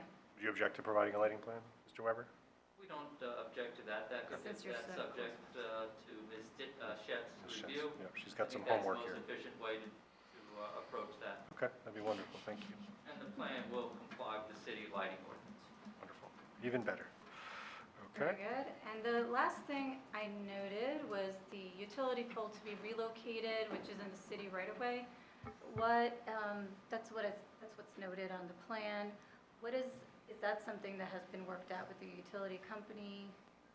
Pending the outcome of the application, that will all be coordinated with the utility company. It's usually whatever utility's on top, or one specific may own that pole or take control of that pole, and then they coordinate with all the other utilities that are on the pole. Okay, and is that being relocated due to site issues?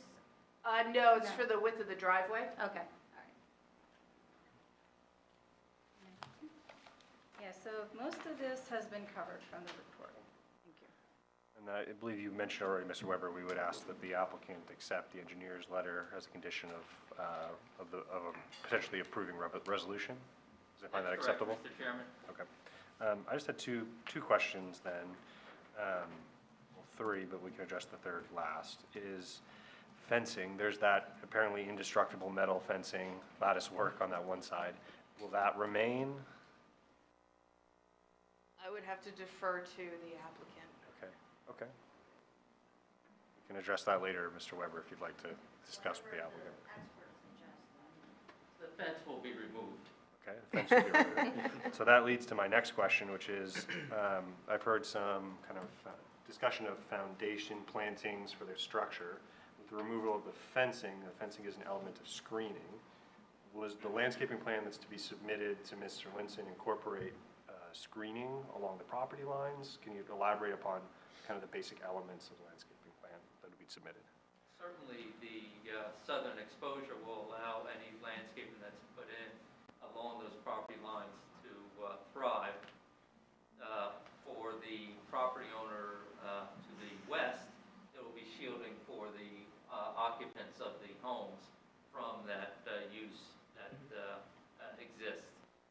extent that they can shield from some of the buildings that exist to the west, that'll be something that will have to be emboldened or bolstered by Mr. Linson's expertise. So it would appear from the visualizations there are towering arborvitaes or some kind of greenery along the property lines that may not fairly characterize the landscaping plan to be finally submitted.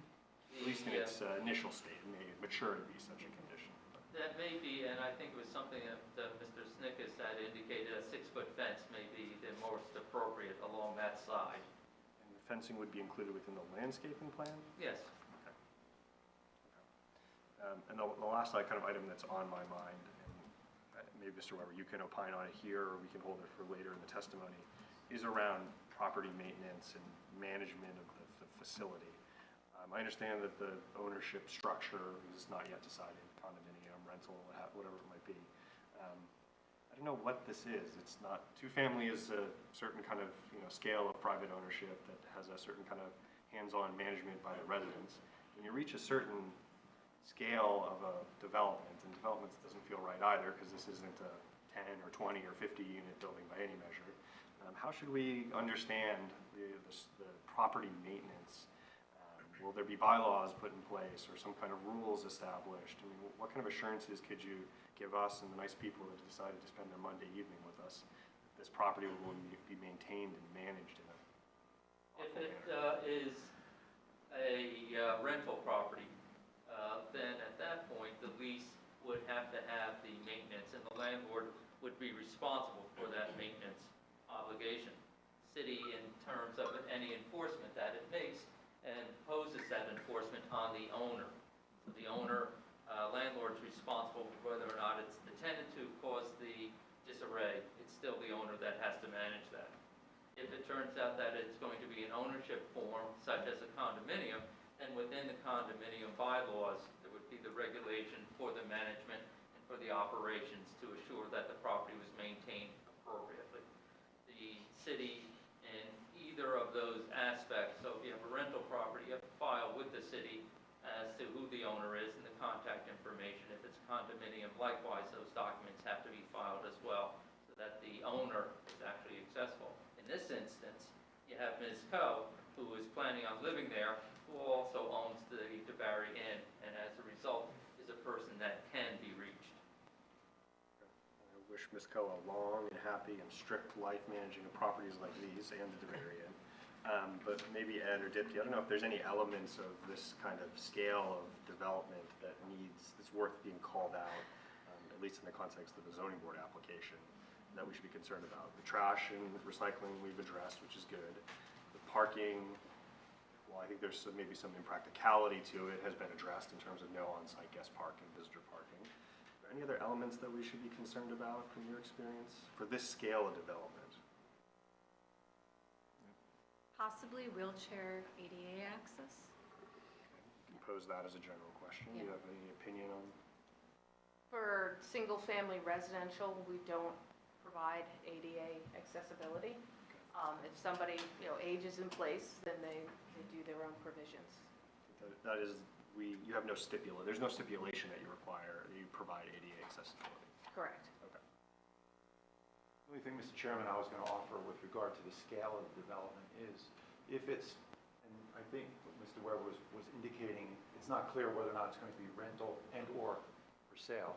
If it's for sale, I would imagine, as your attorney would probably advise you, it would be an HOA, homeowners association, that would take care of the maintenance and the scale of development. So that would be probably something that would be tied into a resolution, that if it was for sale, there would need to be that submitted for approval in order to cover those features. I do have a few other questions relative to the. Let's just finish this point. Anything you want to add, Andy, to this that you've seen? I'm not trying to kill this point, but there's ambiguity, unfortunately, in it. I just want to see us to debate and discuss. Yeah, I mean, we wouldn't necessarily be getting ourselves involved in review and approval of bylaws. No, that's entirely on the applicants to figure themselves out and then submit it for approval later.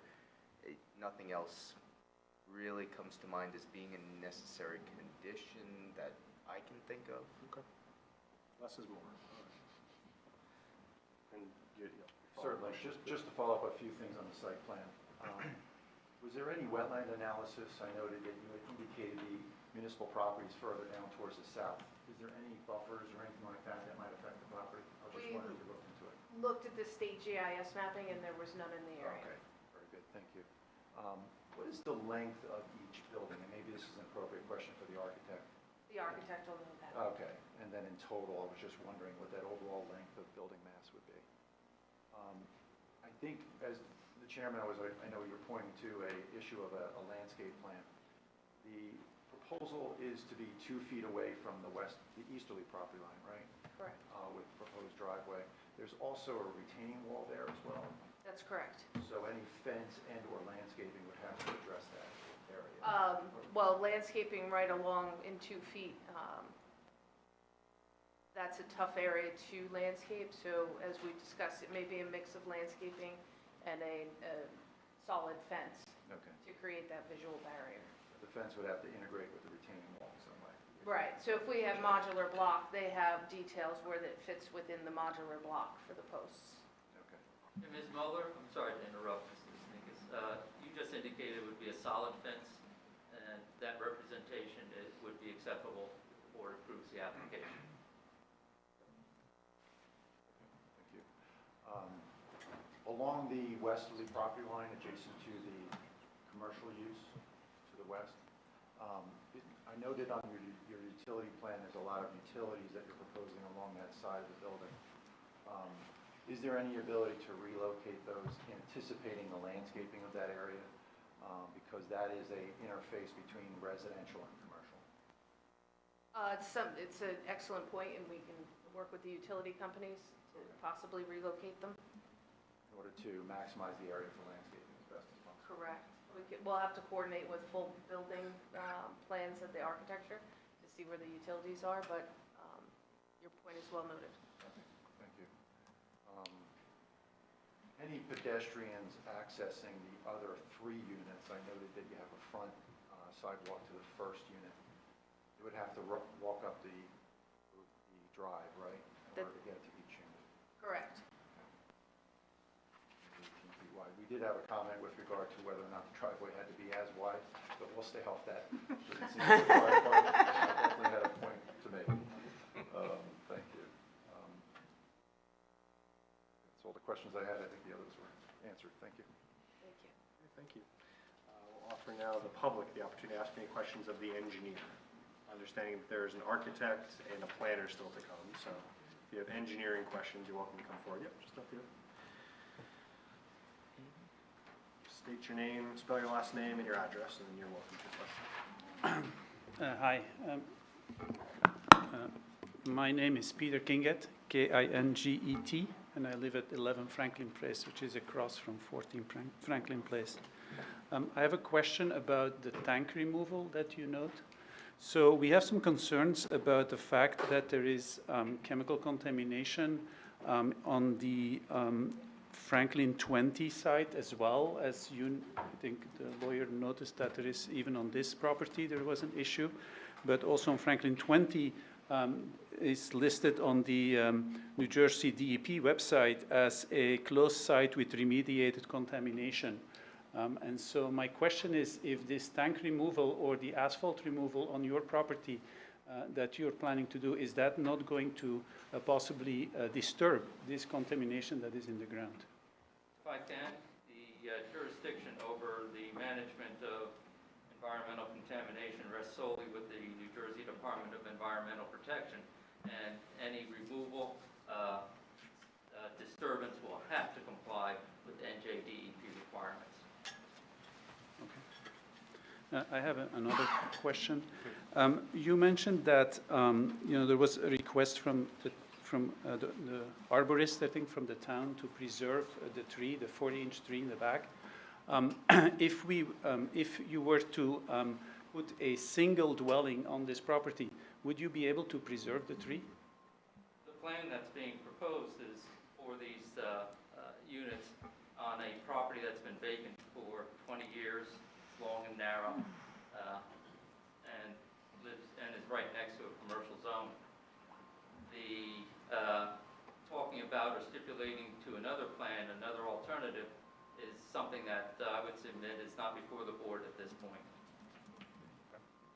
I think that's a fair characterization of Mr. Linson's memo, which is the plan as is before the board cannot accommodate that tree in the position that it is currently and the construction that's proposed.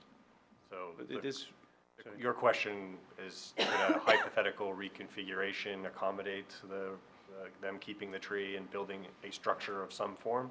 Potentially, but the board is addressing the application that sits before us today. Okay, thank you. Thank you. Any other questions for the engineer? Always a good catch-all witness here. You get a lot of stuff here, so thanks for your patience. Just again, your name and your address for the Robert record. Cusick, K-U-C-Z-I-K, 12 Hobart. I'm afraid this is going to be a long evening. Okay. So we're in the weeds on a lot of this stuff, and I don't know if the board understands the gravity of what's going on, okay? So I just want to make a statement. The question is, when you were talking about the driveways and the cars, it's my understanding that you said there's 4 families, each would have a 2-car garage. Correct. And that the garages would hold a car for the owner and a car for visitor? Is that what you said, Mr. There's 2 Jen, parking did you say that? spaces. It was going to be one for the visitor and one for the homeowner? That was never testified to by Ms. Muller. Okay. And these families would have, in all likelihood, 2 cars. And would those cars be pulling out with their headlights forward to the street or backing out? We've laid out the site so they could pull out forward. They can turn around and pull out forward. Correct. Okay. And if they have visitors, those visitors would be, there's no visiting parking on the property, correct? Again, we have 2 spots per unit, how they choose to use them. Yeah, and I thought I heard that if there's extra cars, they would have to park in front of garages and block traffic? No, we don't have the intention of blocking the driveway. But there's going to be possibly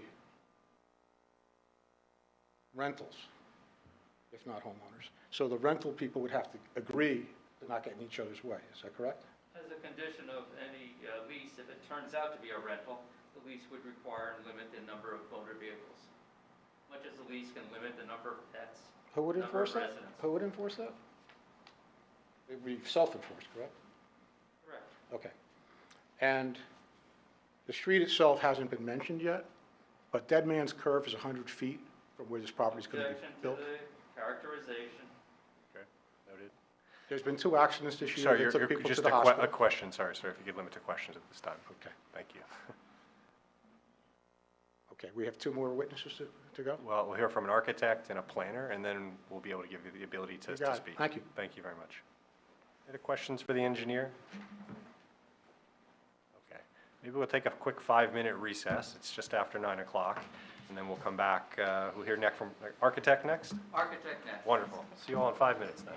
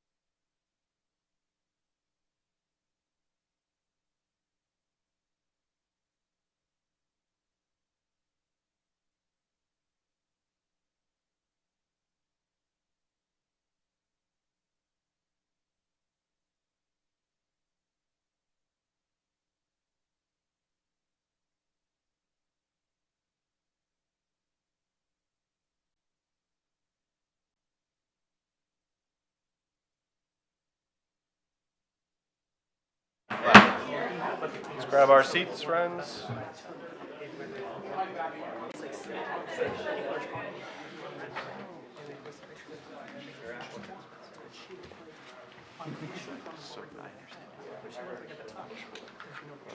One sec here. Is our applicant still here, or Just what the ladies are. we should go a little later? Want to wait a moment, Mr. Weber, or If you don't mind, Mr. Chairman. we need an applicant? We're here for the application. Sorry, Okay, good eye. only because I let her.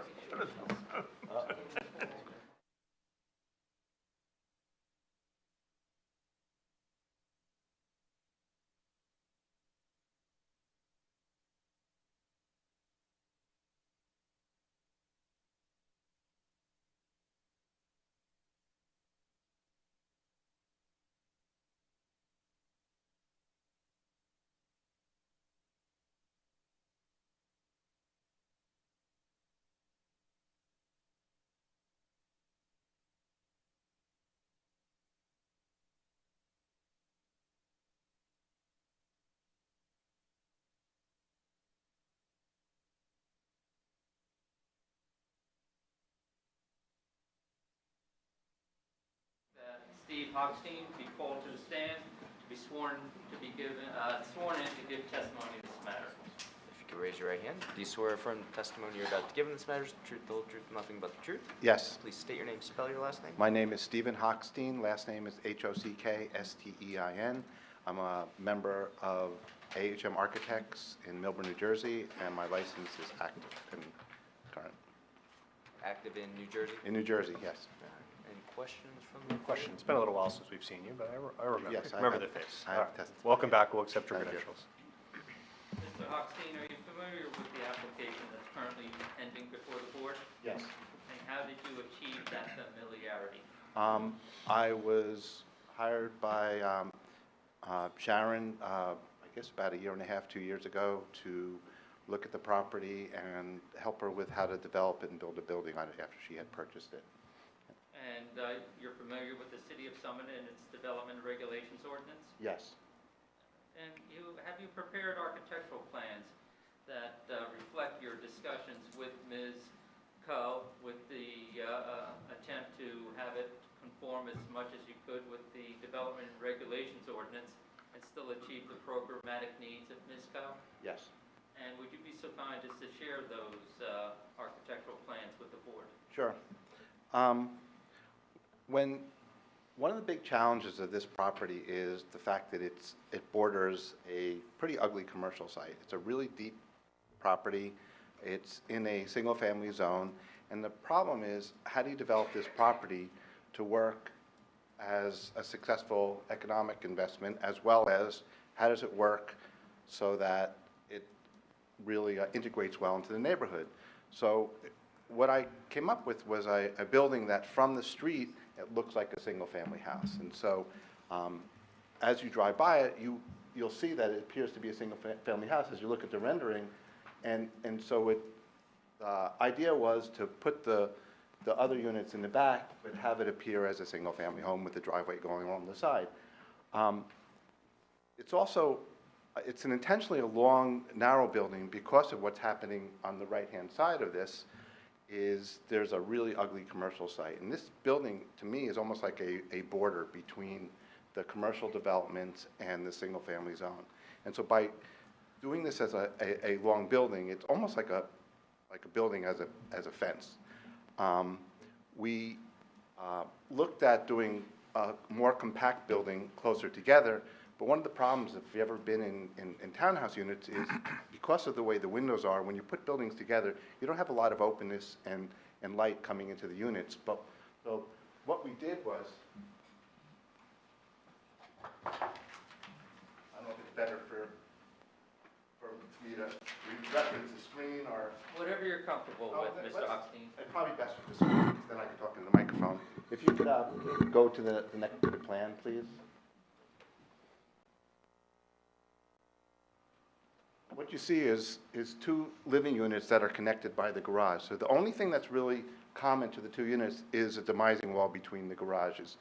So the very private. And when you're talking about the demising wall, you're talking about the wall that separates the two garages? Yes, And here the cursor is moving along that line that's shown as horizontal on the screen? right. And what that allows us to do is have each unit feel very individual, and it allows us to put more windows in on different sides of the building, so that with the occupants of the building will feel like they have more separation and more privacy. Do you want me to go to an elevation? Sure, you can go to the next page. And so what you have is you have twin buildings with the facade that faces the street as the narrow building because it's a narrow lot, but as you come to the side, it's a longer building, and it's blocking the commercial, the ugly commercial buildings that are pretty close to the property line. The building does meet the setbacks, but I put it as close as I can while meeting the setbacks. The interior of the building, they're very modest. There's a living room, an eating area, a kitchen, a powder room on the first floor. On the second floor, there's 3 bedrooms, 2 bathrooms. There's no finished attic space. There will be some finished basement space, but there will be no bedrooms in the basements.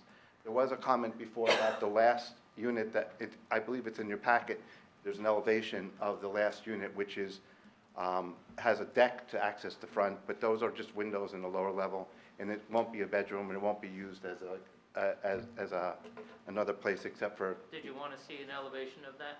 Yes, please. I think that's. I don't know. It was in my If we scroll packet. down, Yeah. Hopefully, it'll get to it. we will.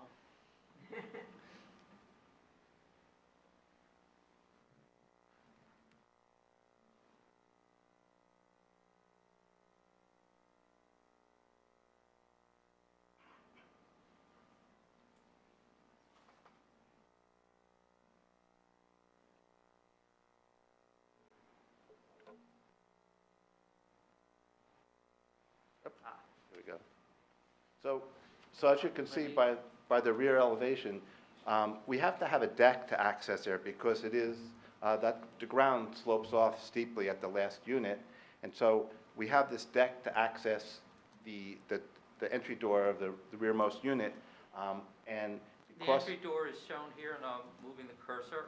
yes, That's the entry door, so Yes. it's to the left of 2 windows correct. that are at grade. Right, well, at grade, the windows on the lower level are actually at the bottom of the hill that go into the basement. In back of the railing there's a little portico, which is the main entry into the unit, which you would come from the parking lot and come around on that deck area and enter into the unit. And that deck area would face out onto the railroad tracks at the back? Correct.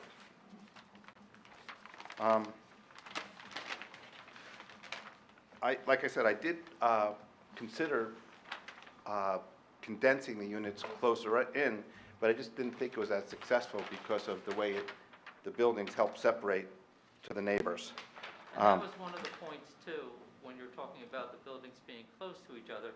As was shown on the engineer's plan, you have a little space between the two, rather than putting the 2 buildings directly next to each other, right? Correct, and it gives the occupants a more open and airy feeling as they live in them. And also, it's important to note that the scale of the front of the building, which you can see in the rendering, if you're driving by in the street on Franklin, you're going to look at this and you're just going to think there's a house there with a driveway on the side. And you really won't see very much past the garages and maybe a little bit of the back unit. You're not going to see the rearmost unit. So I really feel that the scale of the house from the street, and even the historic commission comments, was that it was appropriate. And there was a request that on the leftmost rendering that they asked that we wrap the bottom with stone, and we'll do that just to make it more consistent around the corner there. So when you're talking about wrapping it with stone, in the front view, there's stone on the foundation, Correct. and then there have requested that it be wrapped around to the foundation of that left view. Correct. Now, would it go to all of the structures or just to the one on Franklin? They only asked it for the front, so that's all we felt that was necessary. Now, I had touched upon what the square footage of the actual living space in these units. Do you have that number by any chance? Sure.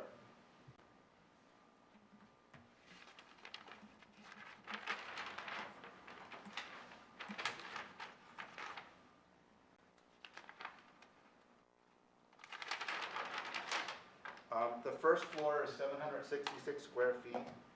The second floor is 874 square feet, and the garages are 416 square feet. In terms of the floor area ratio, that's only based on the first and second floor, correct? Correct. And the building does comply. And if that came to 1,640 square feet, would my math be correct? Correct. Mr. Hochstein, is that size of living space consistent with a standard two-family building structure? Yes. It is. I'll just, not to show my cards here, I'm trying to weigh certain compactness and efficiency that comes with building two-family structures with a architectural approach that feels almost like the site's trying to accommodate, and Mr. Weber, don't cringe too much, for single-family, small single-family properties, structures on a single property. Trying to balance kind of providing light, air, and space for the residents, which is desirable, make best use of the lot. But then I wonder in what end of the spectrum we lie when it comes to the compactness that is otherwise typically sought and achieved by two-family home construction. I'll leave that out there to marinate, and you can address it however you each of them so choose to. Certainly with regard to the constraints, the architect and Ms. Coe have worked very hard to have the buildings conform to the DRO and the schedule. So the front yard, rear yard, side yards have all building height, highest to lowest, have all been carefully crafted. And that included the floor area ratio. The could not avoid the lot coverage, given the 380 feet of depth of this property. That was something that was always going to be an issue. As for the building coverage, as the architect indicated, as the engineer indicated, that comes from the amenities of the porches that you see covering the portico, having a front porch, as modest as it is, and then because the access to the rear unit, we just looked at that one exhibit of the picture of the rear unit facing the railroad, because it's elevated, it now counts as building coverage. Ordinarily, under the municipal land use law, building coverage is a coverage where there's a roofed area.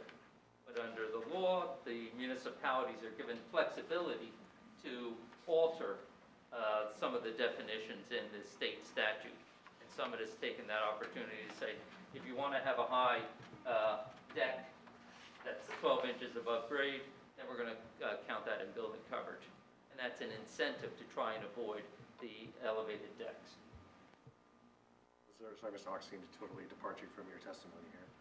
Was there any consideration for that unit all the way at the back of the proposed construction to configure the entry point so as to avoid the construction of a deck? If that was a condition of the board to us move that around, I could explore that option. If Is there a reason why it wasn't necessarily I thought it was preferable? It was simpler to repeat the construction over and economies of building having two of the same units. Mr. Chair, can I ask a question before you? I want to get back to my earlier question about the basement, and I believe you clarified with Mr. Weber that there was no walkout basement. But I now see that some of it, at least some of the basement, is exposed. There are windows in the basement. And I guess a question for you and maybe perhaps our planner, how much of that first floor is, I think the standard is 6 feet above grade. I'm trying to just want to make sure we're not creating a basement that is a story above grade. Can we quantify that? I did, and because of the very back of the building is so steeply sloped, I did the calculation, and there is no story above grade by the definition of Summit. So it's not a three-story house. So, Mr. Snakis, you have any concerns about that? Because I know the zoning officer said she saw no basement plan, so I guess she didn't even consider this possibility. Right, and she was also commenting the fact that it didn't count towards FAR. That was one of my questions, but yet what's unique here is that the grade plane is established by the entirety of the building. So it's not established by each individual unit, you know what I'm saying? So if there are two buildings connected side by side, they are benefiting from that entire perimeter of the building, as opposed to the individual unit at the end addition. So it seems by the illustration I'm seeing, it's probably true based upon their average grade and then also just that portion that's exposed, that it doesn't meet the threshold. There's a 3-point threshold Yeah. for a story above grade. But More those windows could easily qualify as egress windows, and you could put a bedroom down there. That's not Correct. going, that could not easily be done. That would be in violation of the construction code, and as a result. Why? Why?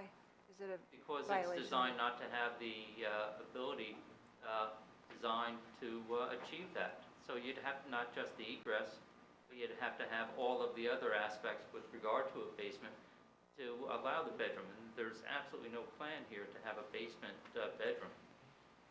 But I want to get back, I don't want to lose track of that thought I Okay. had. I don't want to get back, use probably. So my concern is that you use the word probably. Right. Do we need to get a more definitive answer? I would say so, in order to give us that full calculation. I'm not sure if that architectural elevation in the rear was submitted. Was that submitted with your application? The The rear was, Elevation? yes. I'm sorry if I didn't see that. No, it was not. That was something that was prepared as part of anticipation of the February hearing. So, And thank you, Mr. Snickes, because that should be introduced as Exhibit A4. and if I can connect with that, we may want to review that. And If you see take a whether look- or not it meets that specific requirement. If you take a look at the comments, which I brought up here on the screen, where Krista Anderson indicates no basement plans are provided, the basements will clearly not be stories above grade, finished basement spaces are not included in FAR, and then should testify the proposed extent to which basements will be finished and if any egress window wells are contemplated, which, as Board Member Sager has corrected me, which would allow for additional bedrooms in the basement. So to the extent that that would allow for a basement, I would ask Mr. Hochstein, or for a bedroom in the basement, I'd ask Mr. Hochstein to opine, since my opinion has been reversed by Ms. Anderson. There are no basement bedrooms planned in these units. I guess technically, if somebody wanted to take that very last unit and make it a habitable sleeping room, I guess somebody could, but that's not the intention. Intention is just to have a finished basement, a place for the people to have besides just the living room on the main level, to go down and also have a basement area where maybe they could put a TV or something and use a little finished basement area. So, and again, just to restate what I'm trying to say is when I read Krista's comment about the basements will clearly not be stories above grade, I'm not trying to read her mind, but I interpreted that to mean what I think was a traditional basement. None of those kind of windows that we saw, the kind of those full windows. I'm thinking that was probably her assumption, but I don't know that for sure.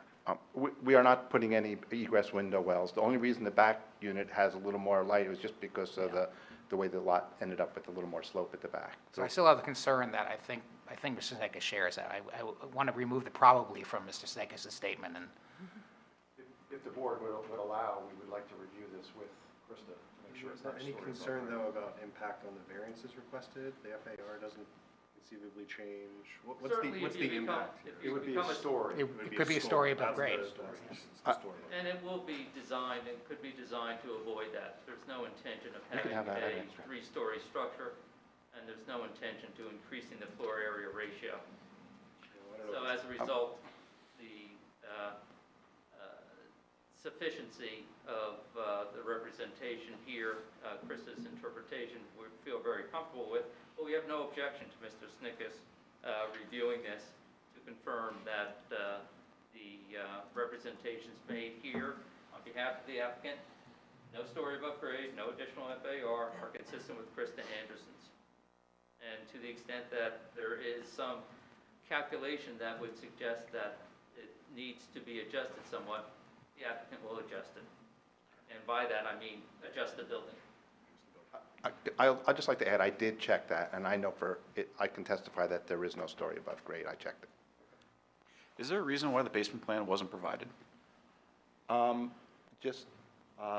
was just going to be, when you say a basement plan, it's just going to be maybe some finished chipboard on the walls. We're not putting a plan in, there's no bathrooms, there's going to be some mechanical equipment, and it's probably going to be an open basement, maybe with a partition to separate it from the mechanical equipment. We're not planning on doing like you see in a lot of houses, like a fancy finished basement. It might just have some lights and some finished walls. It's not planned on anything more than a little play area that you see in some basements. Those representations, Mr. Chairman, if the board approves the application, would be something that would be appropriate as a condition of approval. Sure. Thank you. Condition 6. All right, thank you, Mr. Weber. Continue, Mr. Hodgson. There was a mention from zoning that they wanted to see a section that there was no attic space over 7 feet. We'll provide that. There is no attic space over 7 feet. There is no. Did you provide a roof plan? We did provide a roof plan because part of the zoning in Summit is they don't want low-pitched roofs, so I demonstrated that all the roofs have comply with the minimum pitches of the roofs, and that was accepted. A construction official had mentioned something about fire separation, smoke detectors, carbon monoxide detectors, and we will provide that as required by the building code.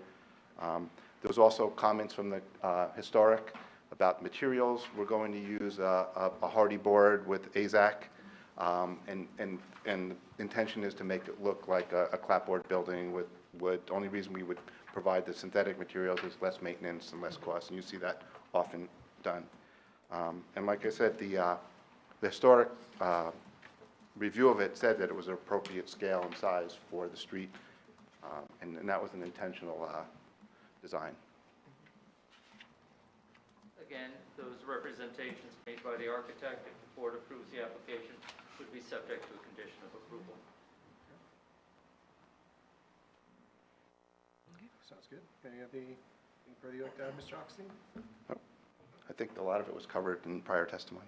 You did a great job this morning. Ed, Dipty, anything for the architect? Anything further for the architect? No, not at this point. Just a few clarifications. It was indicated in the opening that the garages will conform to 20 by 20 space. Correct. Currently, they're not dimensioned, is that right? No, there are 20. I saw that comment, but I can testify that they are 20 by 20, and they will comply. Okay, thank you. I just wanted to Well, clarify. why don't we bring it up? I think I saw 19 and a half by 20, that's why I asked the question. Obviously, it looks like you can comply, it's just a matter of adjusting the walls. They're 20 by 20. Okay, maybe it's my eyesight. Okay. You had indicated that the roof pitches will all be at the conforming pitch. Correct. In accordance with the design standards, thank you. How long are the buildings themselves? Each individual and then together?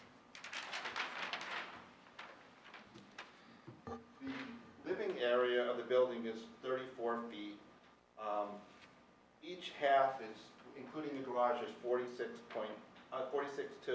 which combines to be 92 feet 4 inches for each building. Okay. So a total of 180 feet thereabouts of length building. It's 92 from end to end. Okay. From unit to unit wall. Right. Okay. And 31 feet wide. And there are 2 of them. Correct. The layout of the floor plans themselves, if you could just identify what's facing west and what's facing east. I know it looks like you tried to do an arrangement of the internal layout of the building, at least on the first floor. It looks like your living spaces are facing towards the east.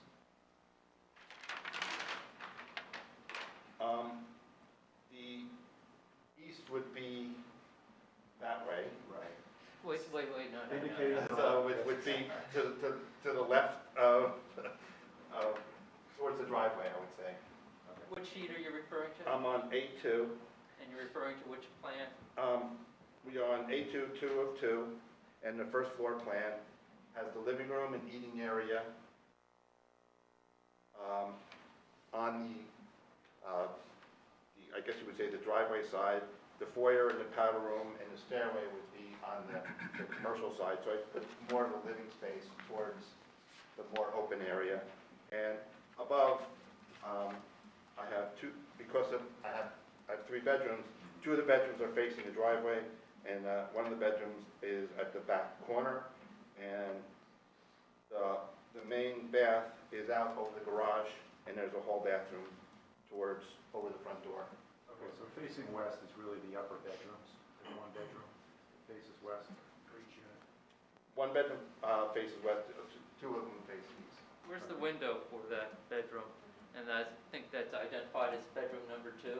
Right. It's facing west? There's one facing west and one out over the garage. So you have one window in bedroom number 2? I have two windows. Well, one window facing west? Correct. Okay. And the deck that's in the back, that's at grade of the driveway? There is no steps to it, is that right? I may have, we may have one step up, but it's essentially the same height as the driveway. But that will be open to other residents to be able to use the exterior of the back yard? The intent was that would be just for the rearmost unit, and adjacent to that is a stairway that goes down into the yard, and we had talked about that, they're gonna remove the driveway and make that more of a landscaped yard in the back. Okay, but there will be a staircase off of that deck. Would the residents have, and this is really what I'm after, is trying to make sure there's outdoor space for people, will they be able to use that deck to traverse those stairs? Because it looks like the stairs are off the deck. Yes, the purpose of that was to allow for like a common access to the rear yard. Okay. Because there are no patio areas, there's just a front porch for each one of the buildings, correct? Correct. Nothing further. Thank you, Mr. Chairman. Questions from members of the board or our architect? Oh, I've got one. I mean, as you would describe the units as modest with 1640 of living space. Attic is going to be fairly low. I'm not sure how much square footage in the basement, and the garage is only for cars. Where are they going to, where are the residents going to put their stuff? There'll be a low-height storage attic. I mean, that, we may put like a pull-down stairs or something, so they have some storage, but it's not going to be over 7 feet. It's going to comply with what's allowed. And, you know, when we design the basement, we may put a storage closet down there near the mechanical equipment. I mean, I'm concerned about, regardless of what is said and is in writing about putting cars in garages, that looks like a really big storage space when there isn't much else available. I think that's a good point that the board members made. And that's a point that the city has implemented with their 20 by 20 requirement. Because they were getting garages where people said, yeah, we have a complying garage, but the garage would not allow for any storage besides the car. What's the height of the garages? The height of the... You're talking about floor to ceiling inside? it's gonna be sloped a little bit, so we don't have attic space above it. I'm gonna estimate it at about, the top is, 10 feet, 9 feet, because it's a couple steps down from the house. My colleague's question, have you considered perhaps installing ceiling-mounted storage in those garage spaces? That might solve the issue. We can build some shelves and storage and be able to accommodate some extra boxes and things that would still allow for the cars to be in there and bicycles to be hung off the wall, like a typical garage. Can I ask a little bit more about the garages? I did hear that you said that the garages were 20 by 20. In this plan that I'm looking at, one set of them says 20 by 20, the other one says 20 by 14. Is that just a mistake? There was an earlier submission where we did one-car garages, and we were going to have additional parking on the site, but that has been superseded by this plan. Okay, so I'm just looking at the wrong one. It's an older one. So this one that I'm looking at that has a doorway and into the garage, that's been superseded. okay. All right. Thank you. Any questions from the board for the architect? To the public now. Any questions for the architect? Okay, no questions for the architect. Thank you very much, Mr. Hochstein. The planner? I would ask that Mr. Paul Greigel be called to the stand to be sworn in to give testimony in this matter.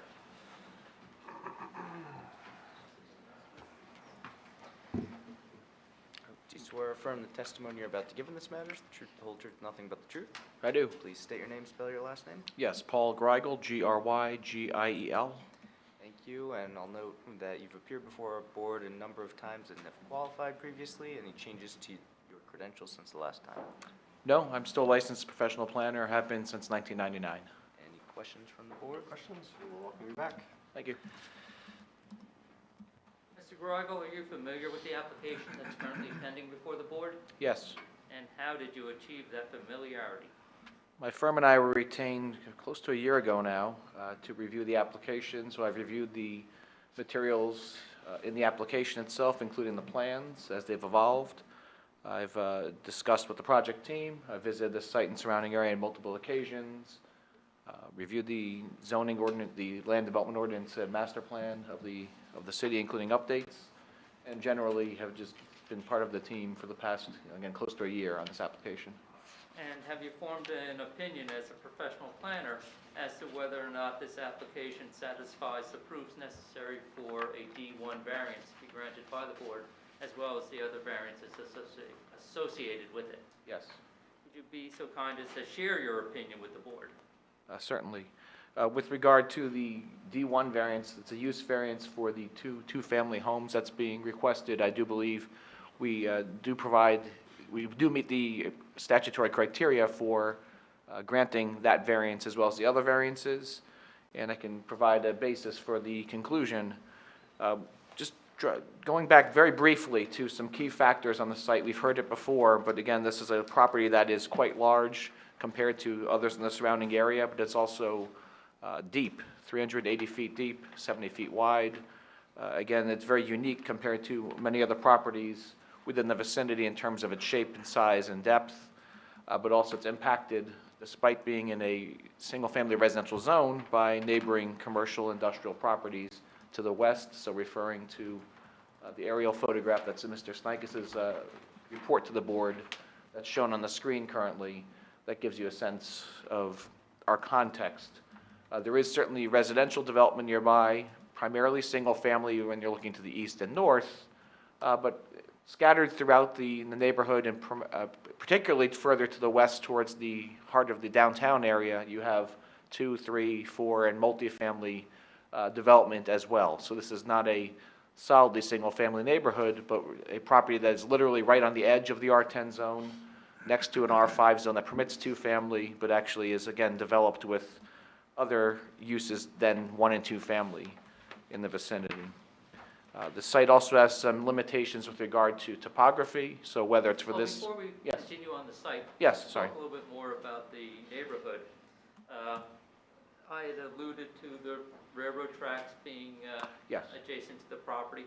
And are they shown here in the aerial photo?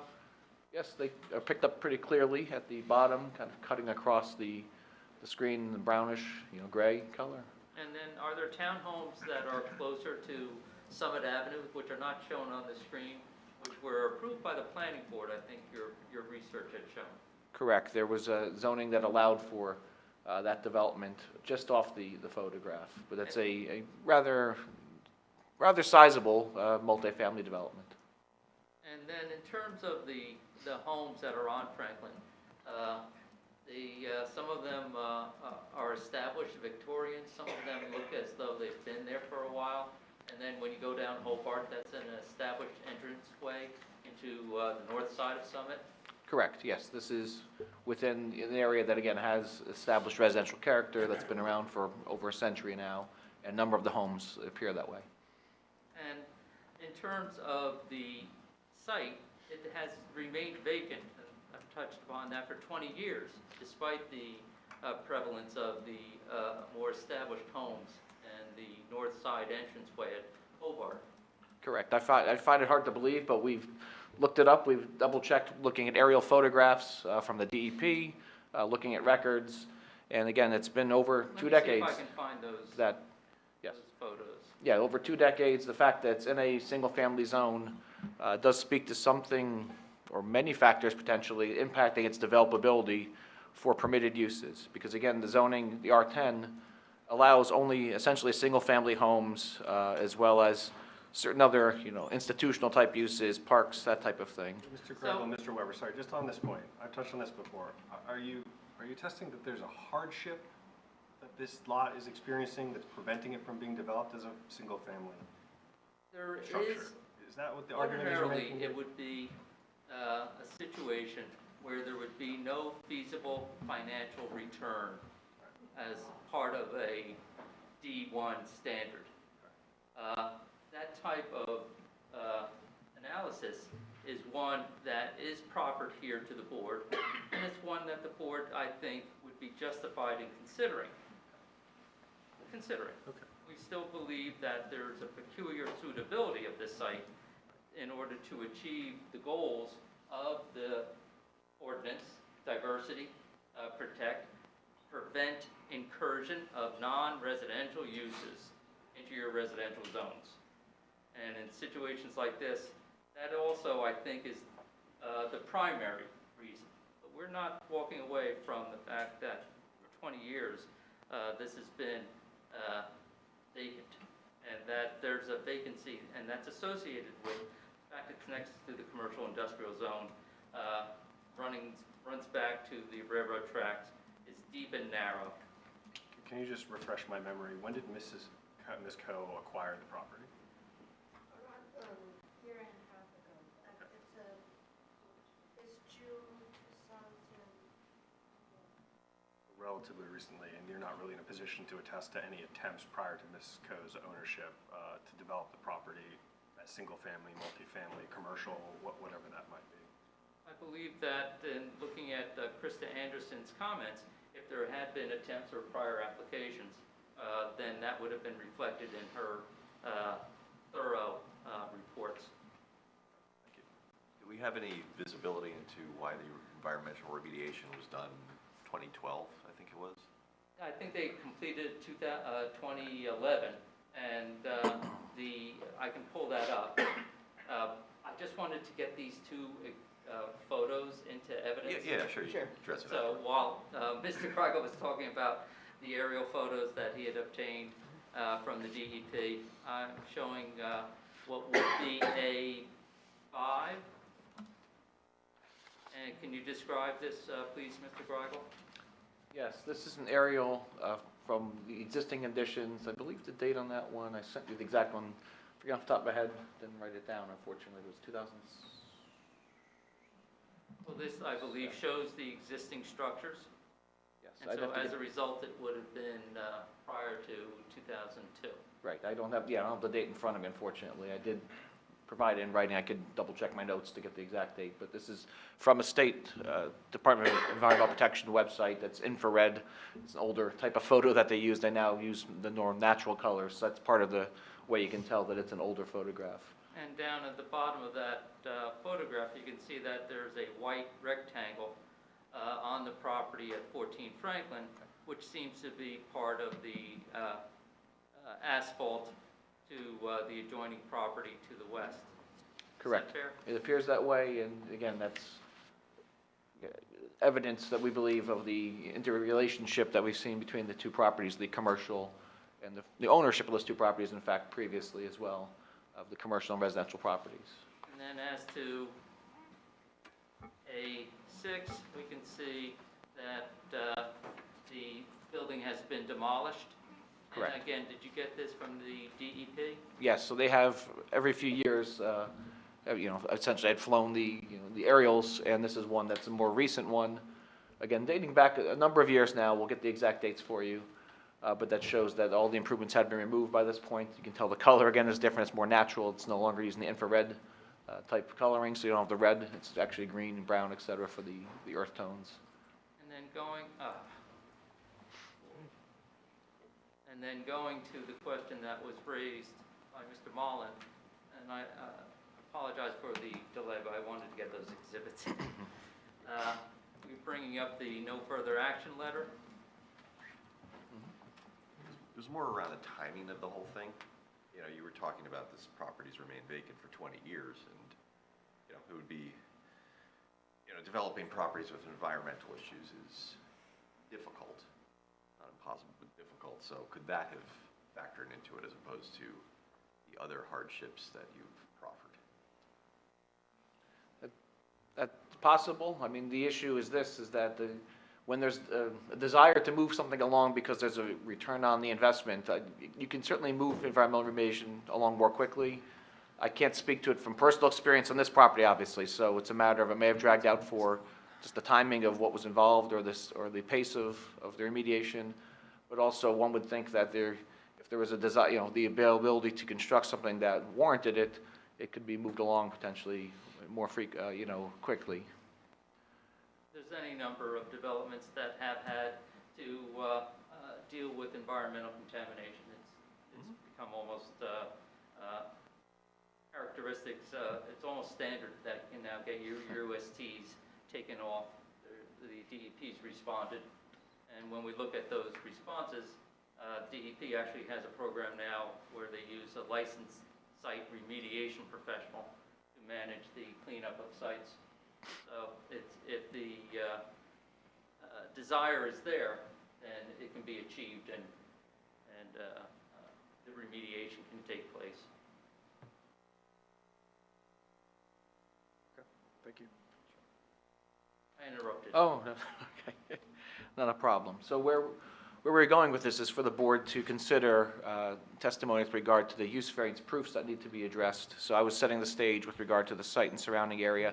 I think we've heard plenty about it, but just the last factors of the site, again, include the topography and the fact that it's a larger site than, again, 2.5 times the size of the minimum required for the zone. But it certainly has some factors that render it particularly suitable to allow for something other than single family, in this case, two family dwellings on the property. So with regard to the first aspect of the use variance proofs need to be addressed, the positive criteria, as it's called under the land use law.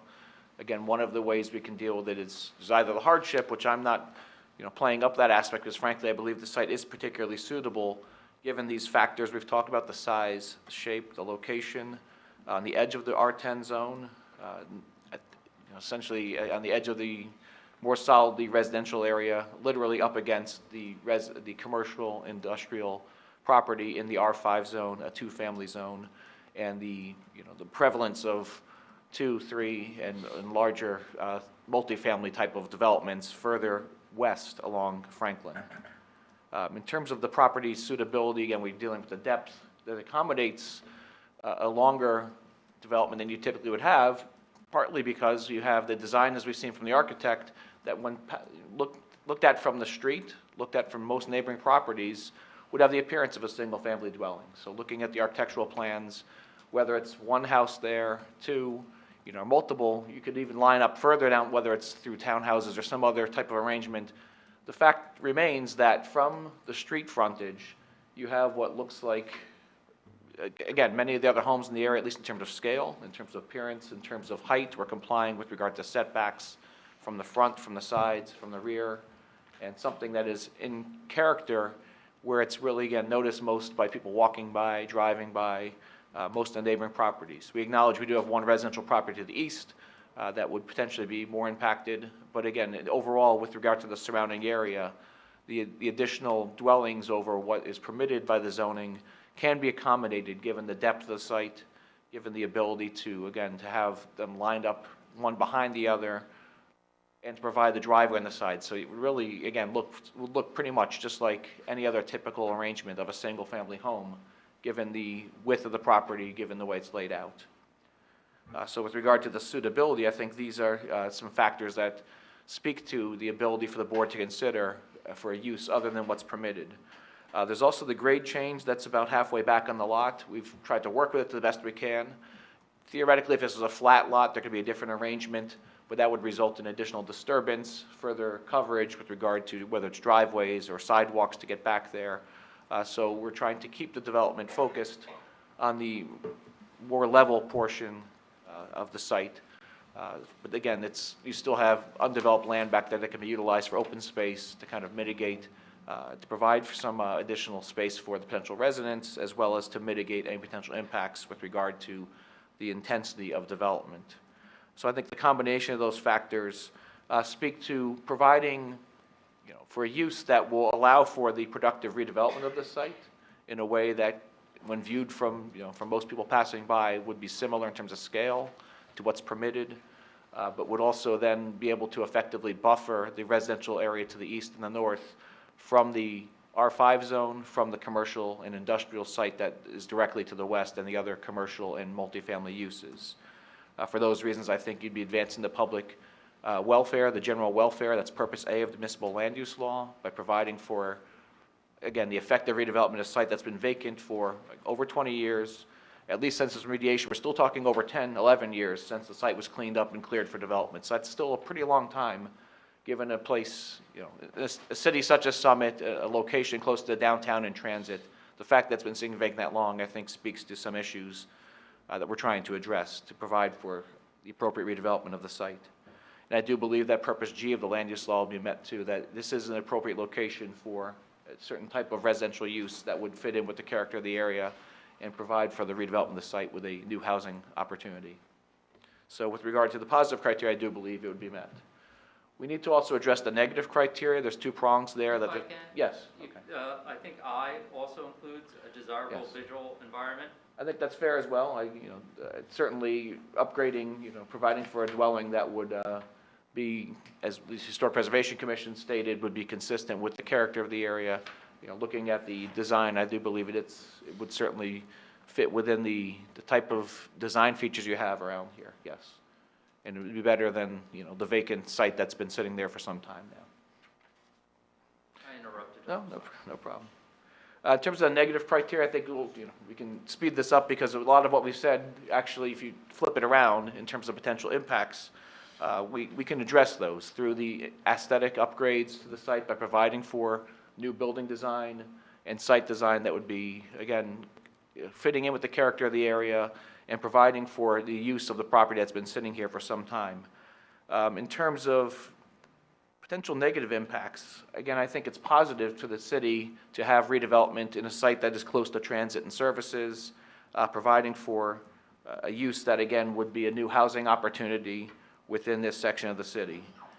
Residential is generally permitted, so we are bringing the site, towards compliance, again, with the number of units being more than are permitted. However, I think as far as potential impacts, given the site's depth, given the fact that we're providing for landscaping and buffering, trying to work with the board's professionals, we can mitigate the impacts from neighboring properties of the additional dwelling units over what's permitted. With regard to the master plan and zoning ordinance, we need to... Before we move on to mitigating,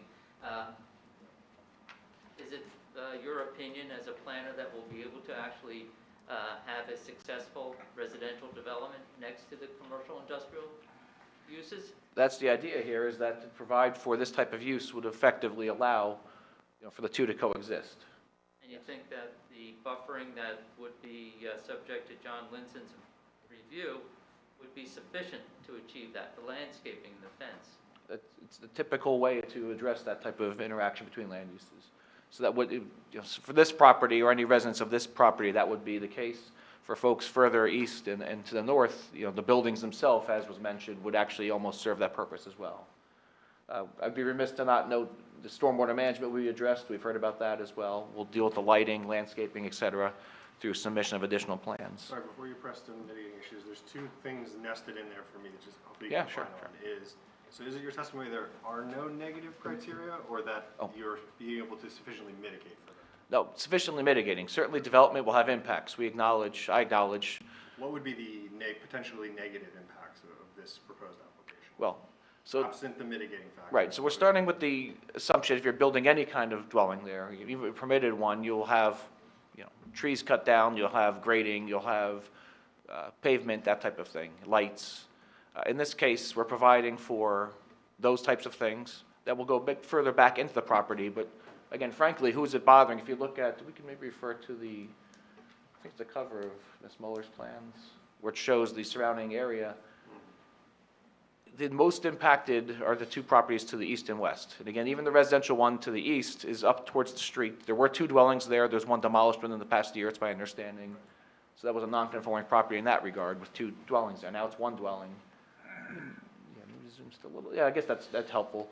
So for the most of the properties, this subject property's depth, you're up against steep slopes and vacant land. You're up against the city-owned property and then the train tracks. On the opposite side, you're up against older buildings, parking areas, the list of uses was a florist shop, an auto repair, you don't have to rehash that, but providing buildings and development back in the rear portion of the site, the rear half, if you will, 2/3 of the site, really is not, I don't think there would be any impacts, frankly, certainly not substantial. And for the front of the property, if you had built a one-family home, it'd be very similar in terms of impact.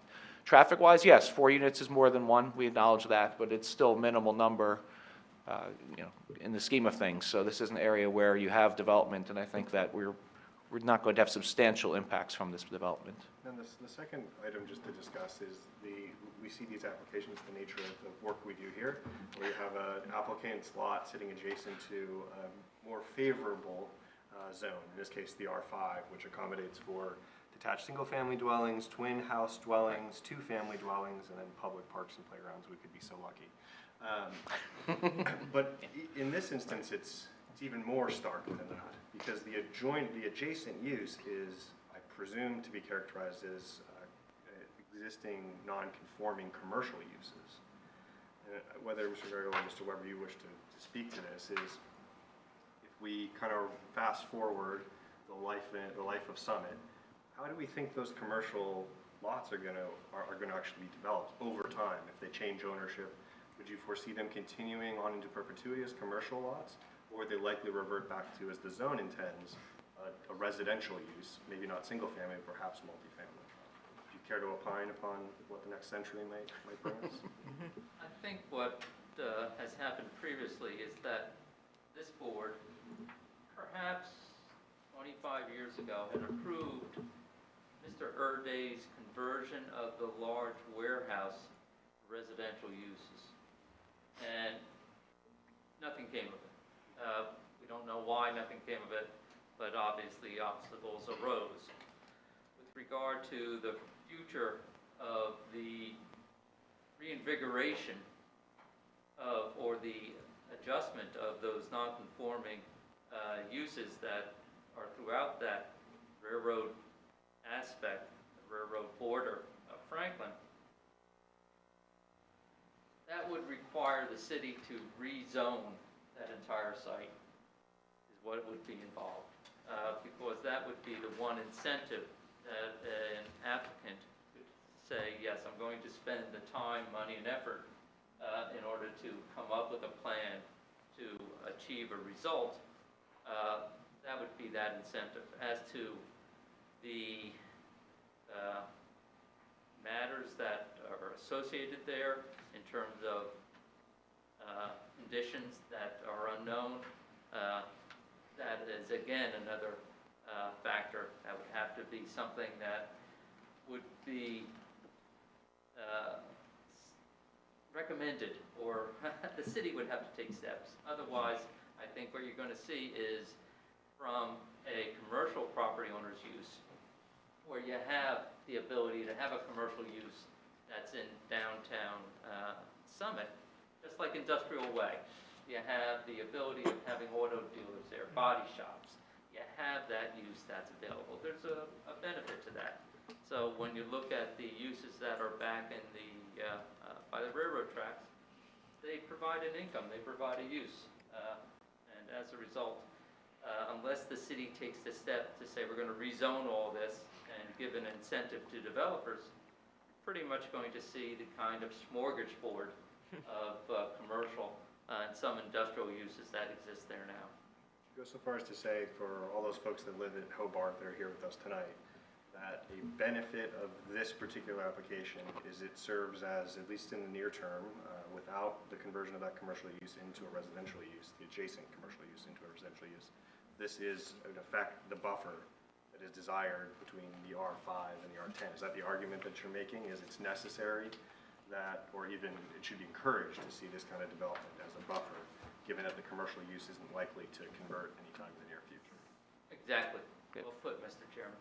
I would concur from a planning point of view. I would just add one other thing to your rezoning, at the risk of using a word that is not always popular. Redevelopment, an area needed redevelopment would potentially be appropriate for this site and or the neighboring site or further west sites along the street. So yeah, Just saying, though, that it could be vacant properties such as this could potentially qualify, again, not to invoke that. So that's, but that would, if you're looking 10 or whatever years in the future, Right. that would be something given the proximity to the train, et cetera. But let's stick to the application here. I think Yeah. I would agree with the assessment that this is intended to be, again, a residential use, albeit one that's not permitted, kind of holding the line, providing for that transition, that buffer from the R5 to the R10 zone.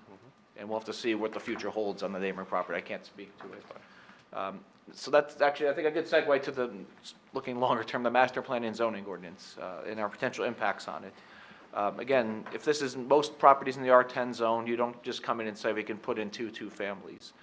Most properties, though, aren't 380 feet deep, 70 feet wide up against the train tracks and commercial and industrial.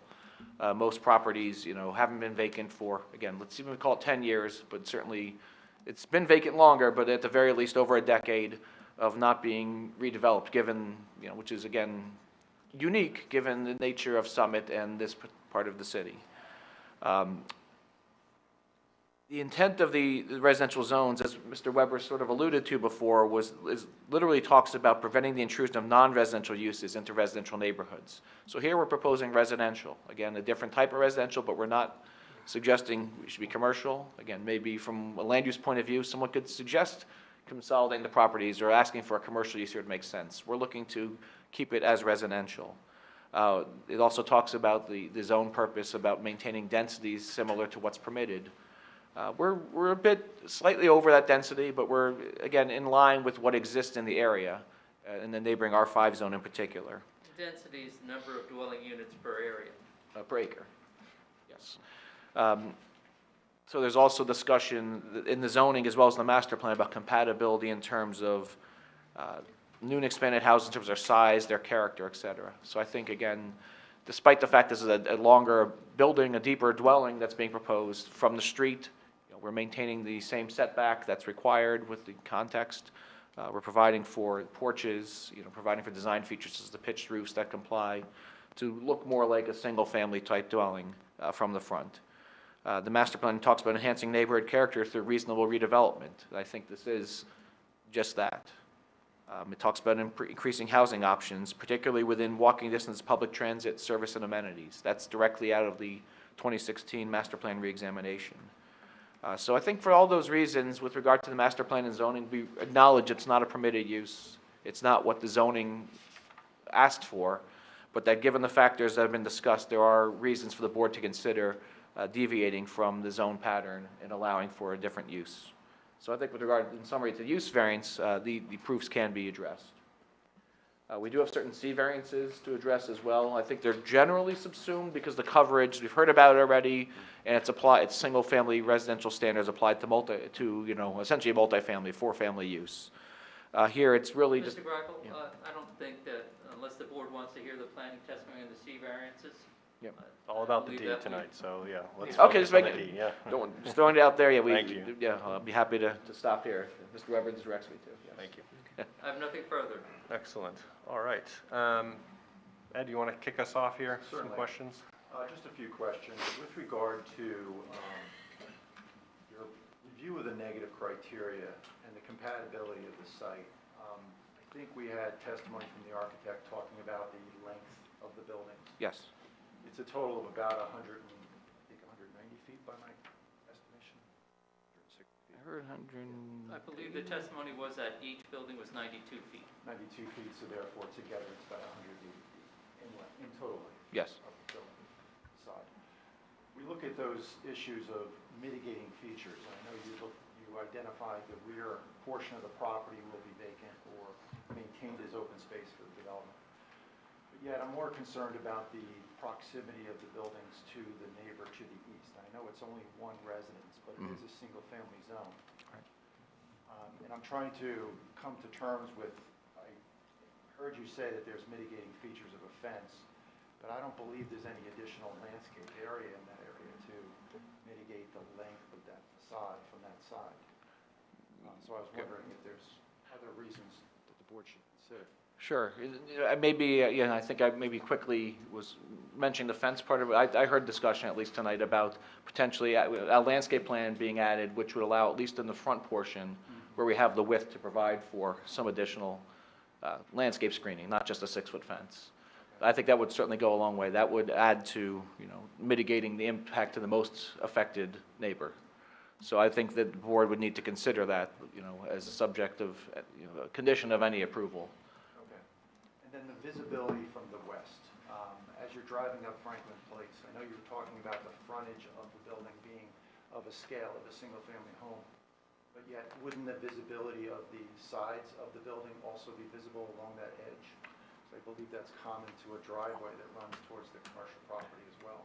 There's a driveway there, but there's also significant, there was some landscaping there on our property, but I thought on the neighboring property as well. In fact, the driveway, if I recall, is on the property to the west is further back, and there's an area in between that's kind of a dirt/landscaped area there. Maybe we can refer to the area, to the aerial, or just to get a read on the location of the neighboring property to the west. Yeah, I think the cover sheet. You look at the cover sheet if I know.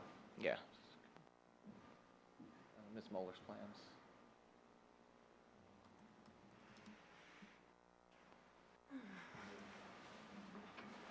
Is this it, Mr. Snickers? Is it on the westerly side or the easterly side? Okay. It was just out there, like there was like a truck parked actually in the grass area, if you go in the front yard. Okay. Maybe a couple trucks, in fact. But there's landscaping on that property as well, so it's not right up again.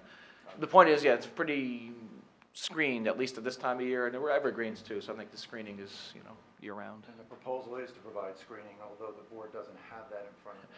That's Correct, my but only that's- concern, which is unusual not to have a landscape plan. Right. But This type of a- Correct. I agree with that, but we're going to provide that. But I would note as far as the appearance, the setback would be in line with, we're using literally contextual requirements for the established setback. So, the first portion of the dwelling would be, once you get beyond, say, 30 feet, 40 feet, I don't think it's visible there, and that's, how deep a single family could be. Okay. I think the chairman talked about this, but yet the vacancy of the property, there hasn't been any testimony that indicated why or who held the property or why it was vacant for 10 years. Has there been? I didn't hear testimony to specifics, no. That's correct. So that hasn't been really established.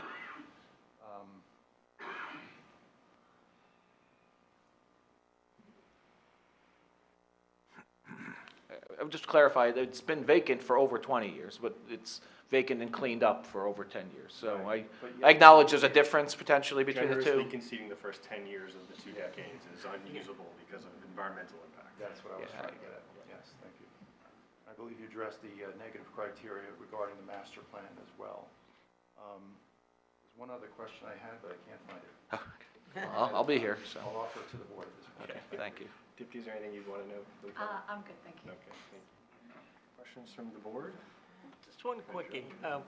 We keep talking about the fact that it was remediated. Lots of different kinds of remediation. What was this thing remediated for? I have to defer to either our engineer or someone else, because I'm not an expert in What was environmental wrong with it? remediation. Because I think some of the when you do some remediation and then it's over, there's a reputation of, gee, that was done for that reason, and we need to stay away from that, or we, maybe it's a good thing to do. I'd just like to know what it is we got rid of over those 10 years. I can't say that. I can just say there's no further action. Letter from DEP essentially is the green light to move ahead with redevelopment, but. That's the document I have. We don't have the further DEP studies or any of the documents associated with that, what went on. You're not I can repeat that. testifying there's some stigma attached to this property that would diminish its economic value and its attractiveness for investment? All I can speak about is that it's been vacant for a while. Okay. Did the applicant get a phase 1 or a phase 2 upon acquisition?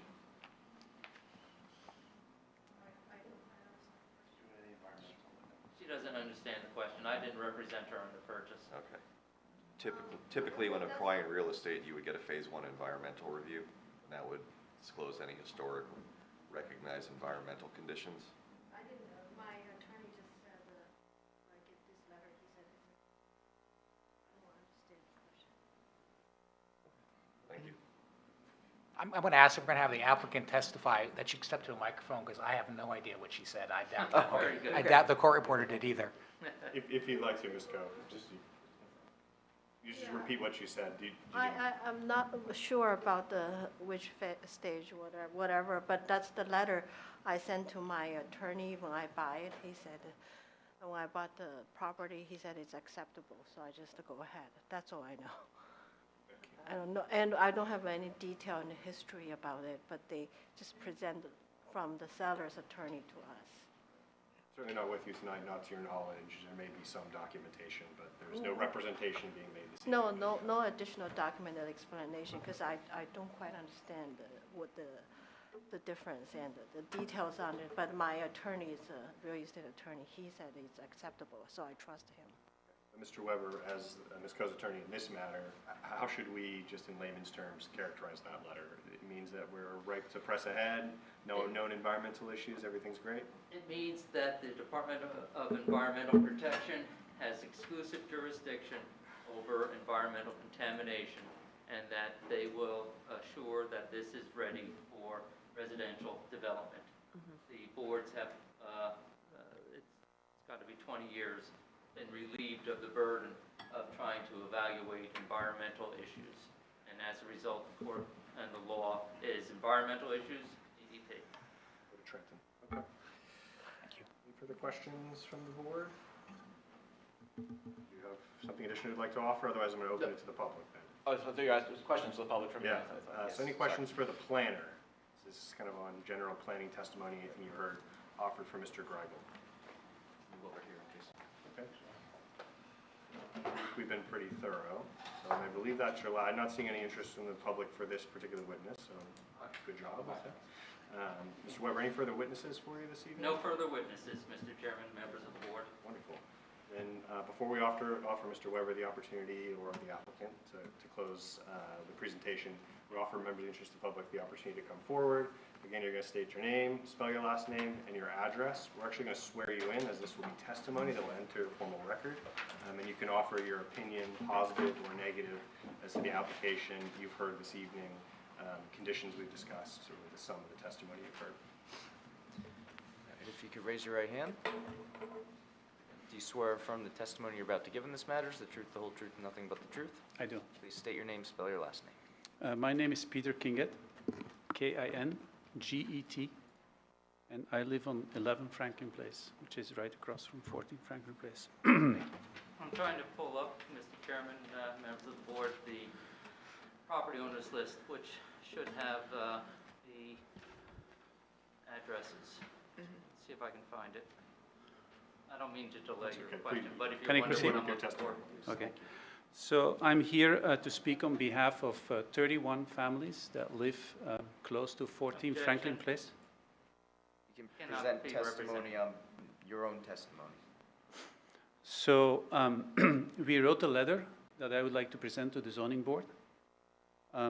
Dear zoning board of Summit, we, the undersigned, are writing regarding the application for a zoning adjustment that was submitted on November 11, 2023 by Splendida Homes for 14 Franklin Place, Block 304, Lot 19, R10 zone. We are residents and homeowners living in the neighborhood. We are looking forward to welcoming the Kuo family to our neighborhood. It will be great to have new neighbors develop a lot that has been vacant for many years. We appreciate the care taken in styling the proposed construction to blend in with the neighborhood. We have, however, strong objections to granting a use variance for the lot from a single-family home to two-family townhomes. The corner of Franklin Place with Hobart Avenue makes the transition from mixed commercial residential properties close to downtown and Summit Avenue to single-family residential properties continuing onto Hobart Avenue. At the time of sale, the lot was zoned for a single-family home, and historically it was occupied by a single-family home that was torn down in the early 2000s. There is no hardship or inconvenience on the owners to motivate an adjustment. Their application also does not motivate any special reasons to change the use, except for creating a buffer between residential and commercial uses. However, a single-family home will better provide this buffer than 4 units in two-family townhouses. The main motivation for the adjustment seems to seems to be to increase the financial return of the real estate development project of the applicant Splendida Homes LLC, managed by Sharon Ch. Adjusting the use from 1 to 4 families with the associated increase in lot and building coverage would substantially alter the character of the block and the neighborhood. 4 units is excessive for the parcel size, and the coverage increase requests are extreme. Franklin Place already is a busy traveled street and a favorite parking spot for visitors to Summit downtown. The proposed excessive use of the lot will further amplify the traffic safety concerns, exacerbated by the location right next to the sharp turn between Franklin Place and Hobart Avenue. In closing, we look forward to welcoming the Ch family in a single-family home, but strongly object to the zoning use adjustment to 2 two-family homes. We urge the zoning board to deny the application, which is not in the best interest of the neighborhood. Thank you for your time and consideration of our objection. This letter was signed by 31 families. And I'm just going to note, again for the record, we're accepting your testimony on behalf of yourself. The other 31 families, or supposed 31 families, aren't here to testify. They're not here to be cross-examined, so just the board should only consider this as coming from this individual. So present here, at least, is myself and my wife. We live on 11 Franklin Place. Present here is also the Weeks family living on 15 Franklin Place. We also have signatures from the Dow family on 34. Sir, we accept the letter. The other members that are here are free to present their own testimony. Yeah, okay, one second. The Ferning family is here, Virginia Scott, from 24 Franklin Place. One second. The Kuo family is here from 6 Hobart Avenue. The Cusick family, they're right there. Thank you. The Cusick family here from 12 We'd invite any members of the interest public that are here, perhaps they'd like to come forward and either echo the sentiments in that letter or perhaps share some of their own unique testimony. The Schneider family is here. Okay. Thank you. We understand, sir. So I would say then in closing that it is clear that this basically represents, and I have the letters here, and I would actually like to submit them to the board. It seems that we have patiently waited for 3 hours. The applicant has had ample opportunities to present a variety of things. We would like to represent the neighborhood with his 31 signatures for 31 families that clearly indicate that we do not believe that this variance would serve the public good as far as living in this neighborhood is concerned. Thank you. So what I would encourage is anyone else who's here for you to present testimony specific to what you've heard this evening. The board at the conclusion of hearing testimony will deliberate, and we of course take into consideration public testimony, so specific points of concern that you might have that you believe the applicant didn't adequately address, we welcome to hear those from you, and we'll include those in our deliberations. Thank you. Thank you. We're going to swear you in. Yep, that's okay. I'm Inge van der Labele. Do you swear affirm the testimony you're about to give in this matter is the truth, the whole truth, and nothing but the truth? I do. And then just please state your name, spell your last name. I have to spell it. First name is Inge, last name is van der Labele. That are 3 words. The first one is V-A-N, and then it's D-E-N, and then it's A-B-E-E-L-E. Thank you. So I reinstate whatever was said in the letter. I totally agree. I cannot follow the reasoning that's been said here about this empty lot, that's the reasoning to build 4 houses now. First of all, it's true it's been an empty lot, but you explained that the lot is worked very hard to work with. So why 4 houses? Why not just, if it's hard to work with, make it a single home? I don't see the reasoning. And then also, isn't the reason that it is now got sold, isn't that just the fact because the owner, he didn't want to sell, and now he sold it for $820,000. He wanted more money. He waited for money, and now he got it, so now he sold it. That's the reasoning behind him selling the house. And then to reinstate the letters that we have and the signatures, this is the area just so you can see. These are the houses Again, that signed the objection. letter.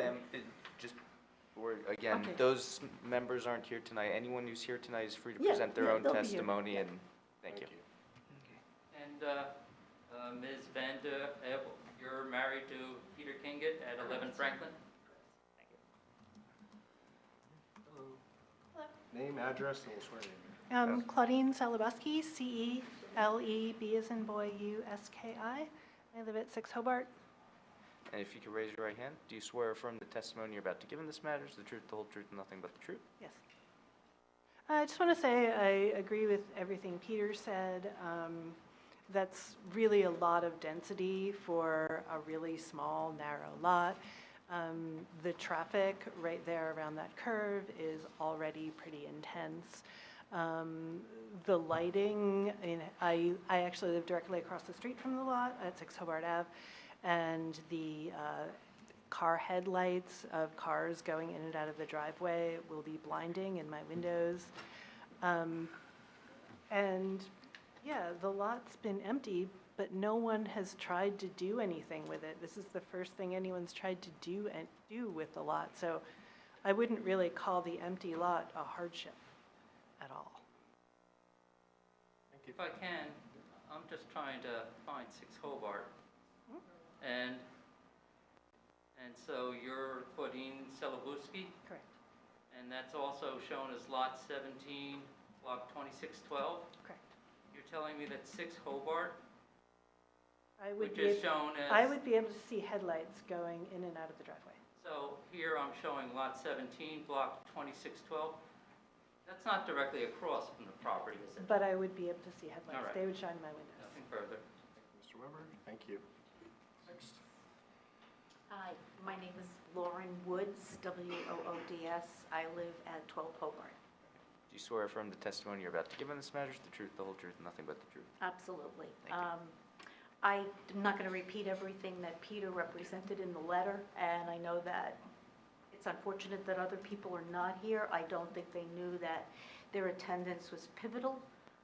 They thought signing was sufficient. So I think that given the opportunity to invite other people to come and express their concerns, that would happen. I'd just like to say personally to Sharon, Sharon, you're very lovely. It was very nice meeting you. I welcome you as a neighbor. I do not welcome the density of that kind of housing. That is a treacherous turn on Hobart. I live right next to the Close. It is unbelievably busy and active, and I can't imagine what it's going to be like to have 4 units pulling out from that location into that curve. I'm concerned about the parking that's in front of that building also, because that creates cars having to shift over. And then you've got cars coming down Hobart. I can't tell you how many near collisions there have been. Our car has been sideswiped, just being parked in front of our house because of the traffic that goes back and forth around Hobart to Franklin. And I will say something, and this is just a personal opinion, but I don't see it as a buffer. I see it as a gateway, because the property adjacent to it, I believe, which had 2 houses, but is zoned for 1, has a rental property. I fear that's going to be plowed down, and if a variance is made for the property that is being requested now, there's going to even be more development further down the road. So I don't see it as a buffer. I see it as a gateway. And it's altering the character of homes that people have been putting. Everything has been built up in that area to be such a tight-knit community. Doesn't work. Further down, yes, I understand. It is closer to the town. So that's all I have to say. Thank you very much. Thank you. Ms. Woods, can I ask the witness a question?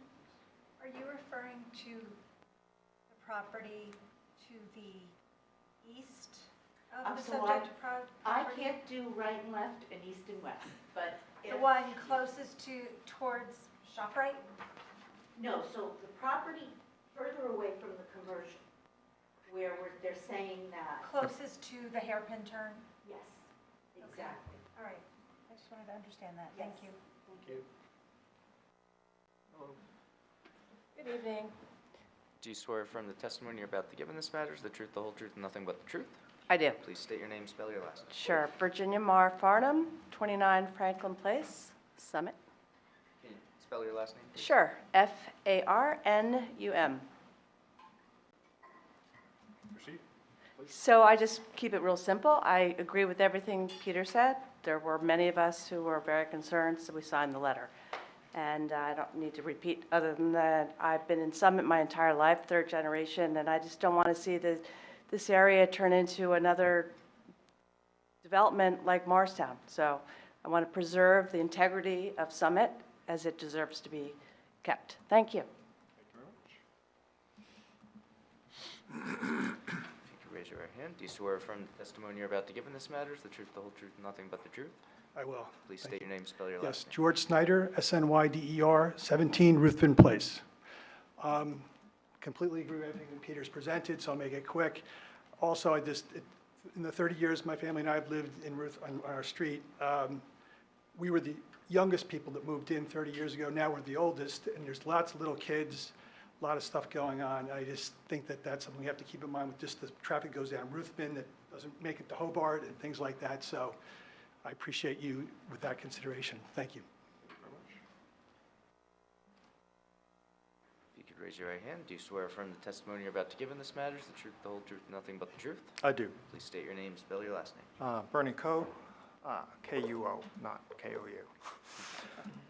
I agree with... And, address, please. Oh, sorry, 6 Hobart Avenue.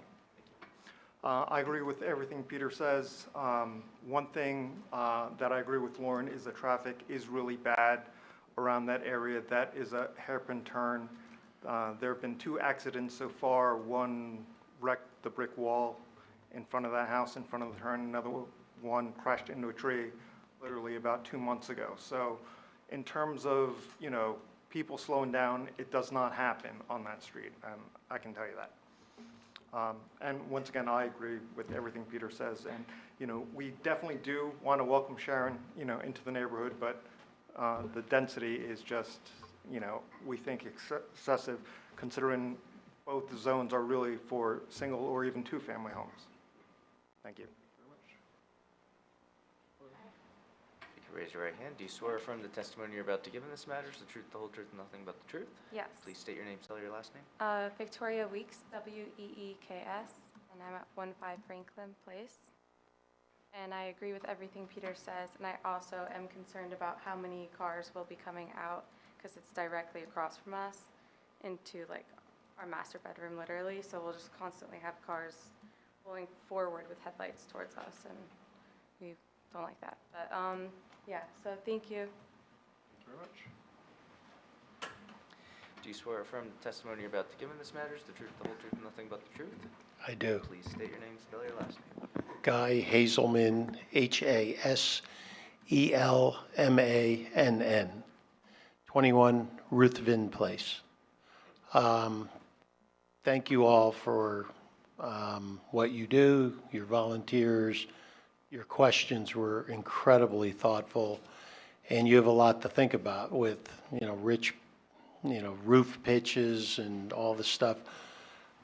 I hope to share a different perspective than, carbon dioxide things and all that other stuff. So my family's lived in Summit, my extended family, for over 100 years, and I've lived in this neighborhood for 20. And over that amount of time, we've seen a lot of change, certainly a lot of builders who've wanted to come in and do different things. And we think we live in the greatest small town in America and the greatest neighborhood in that small town. We have block parties, we're a close-knit neighborhood. We care, we pay attention, 31 names, you could see that. And we've rallied around a lot of these different developmental areas. And the first one was when that Infinity dealership burned down, what were they going to do with that? And originally they wanted to put 39 units on that, 34 on the one side, 5 across the street. And that actually would have been, doesn't sound like that much, but it would have been the most densely populated per acre in the city. And it just really wasn't the right place. And we thought that they ended up with 12 units on the one side. And I remember that. I was thinking, when they were talking about that unit, they were comparing Franklin Street to Broad Street and to Forest Avenue. And what's interesting is those are major kind of through streets.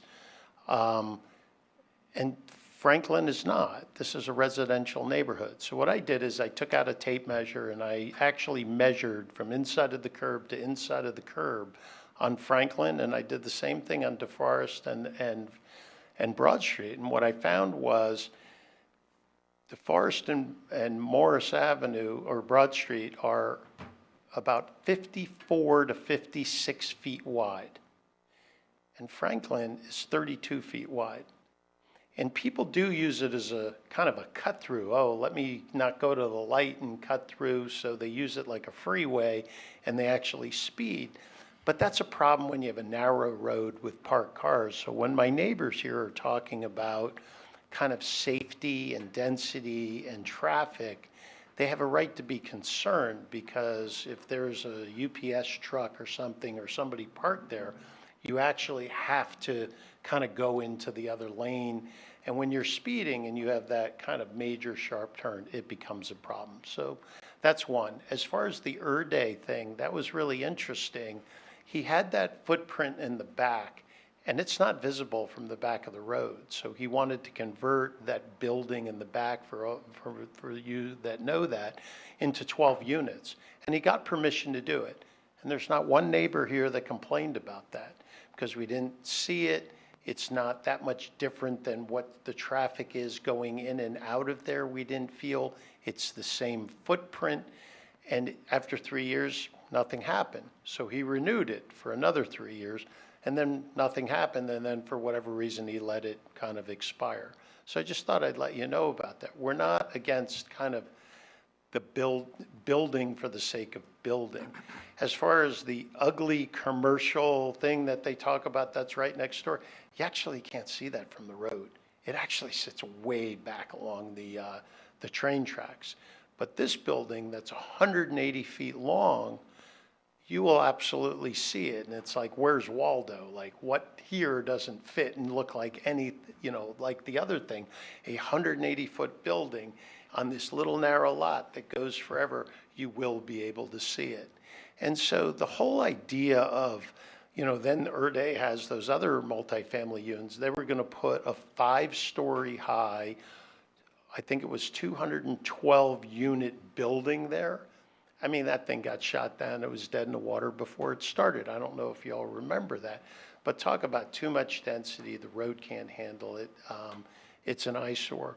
But the whole talk about both the Infinity site and that other potential site was about maintaining the integrity of a vintage neighborhood.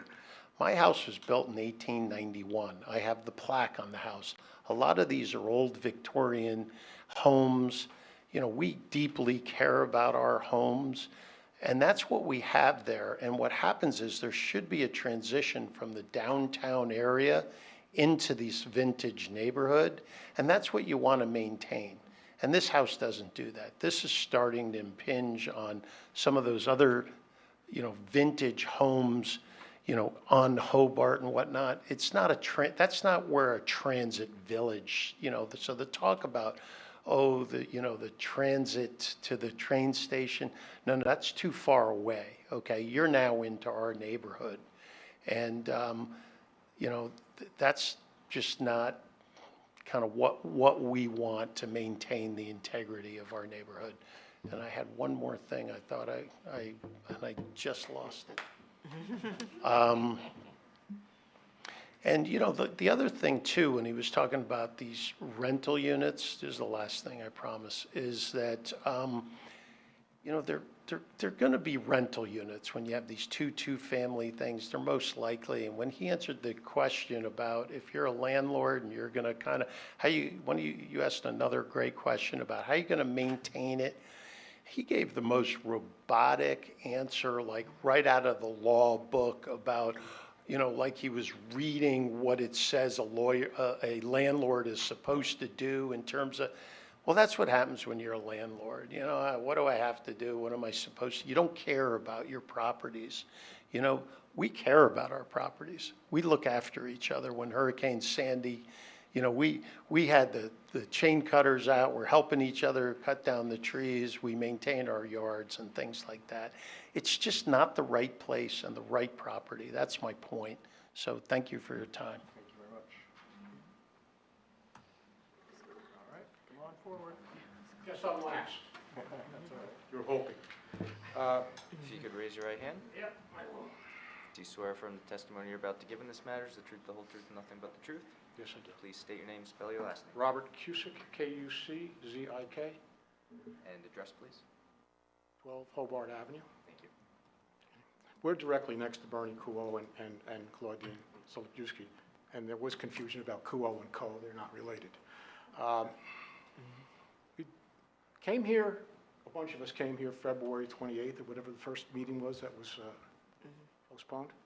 So I didn't have anything but a passing interest initially. But the more I delved into this, the more I found out that I should have more than passing interest.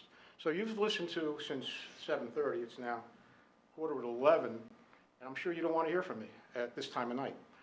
But it won't go to 1:30 like the city council meeting went 2 weeks ago. What I can tell you is that I felt a little bit taken aback by hearing that the rule is that if the people sign a petition and don't show up, that their voice doesn't seem to carry as much weight as mine does right now. And that's unfortunate because the Devils and the Rangers played tonight. And a lot of people stayed home for that reason. And that's true. And the other thing is that some people texted me. Now, you don't happen to have a screen here like you do in modern times where people ask questions by text, because that would have been valid. You're a resident, I want to ask a question. So they asked me questions. I'm not going to read you those questions. Take too long. But what I have to say is that this document here said that this is a minor site plan approval. It's not. It's a major site plan approval. My first question to the board here is, have you ever had to walk a property before you made a decision? You have. Now, I hate to say that you should walk every property, but you should walk this property. You definitely should. Or just vote no.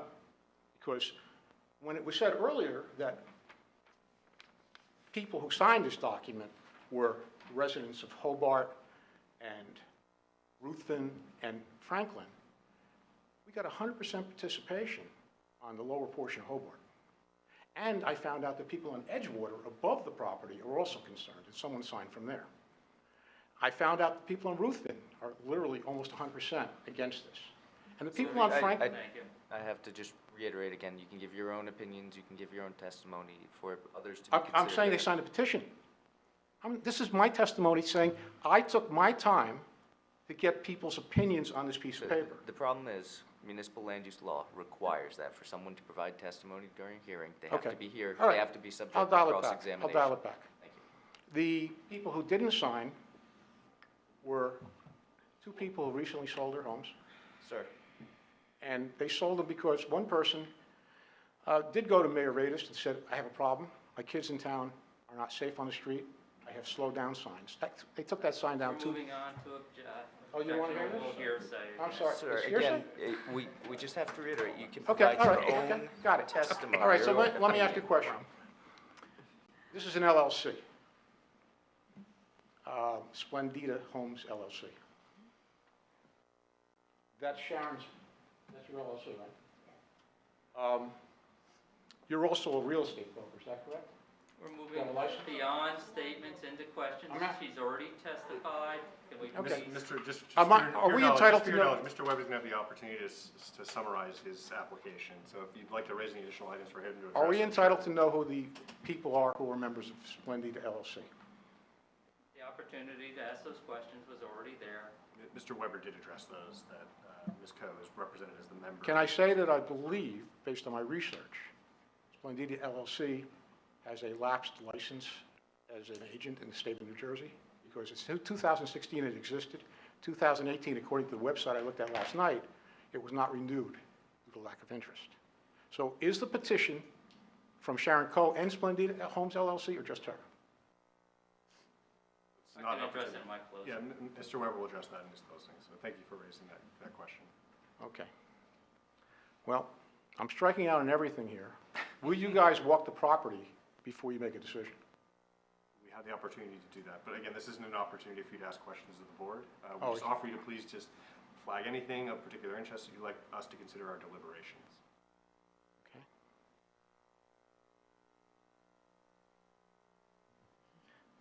In that case, I can say I've walked the property.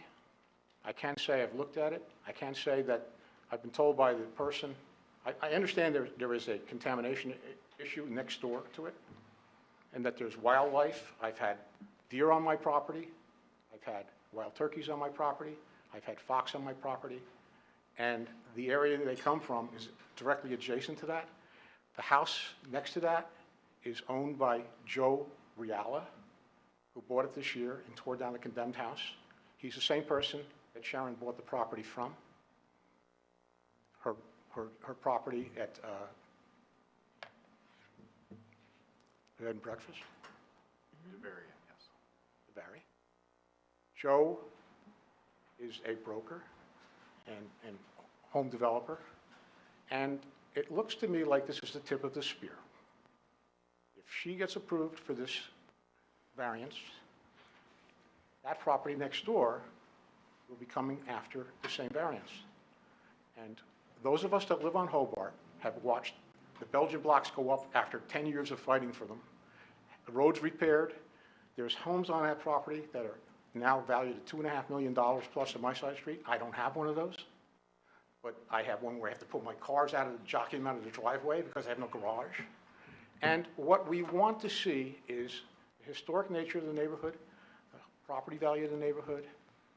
We'd like to know, we have no way to know if this is granted, whether Mrs. Coe will actually live in the property. She doesn't have to. It could just be a flip, an investment. Those are all considerations that the board needs to think about, because I'm not trying to blow smoke here. Thank you. Thank you very much. Anyone else care to, just before you come forward here, anyone else care to offer any testimony this evening? Typically don't offer repeats, but do you have something to say in summary? I would like to, so we are obviously not lawyers, right? But we still would like to try to understand and, you know, maybe it's not always at the exactly right time, but, you know, a lot of that is procedural. So I have you mentioned that we can ask questions for clarifications. So the question I have is that a big argument that has been made here is that there is an economic need to make this variance.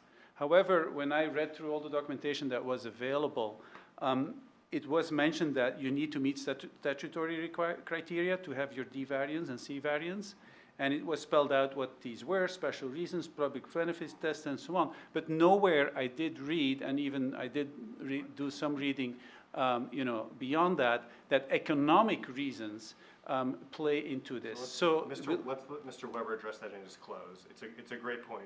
For folks that don't see many cases, there's a special reason why we don't frankly consider economic considerations as a board. So let Mr. Weber address that. If for whatever reason he whiffs on it, our board attorney, Andy, will be happy to kind of catch us up. But it's a great observation, and we'll make sure it gets addressed.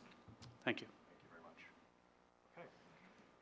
Hearing no further public comments, thank you everyone for coming out this evening.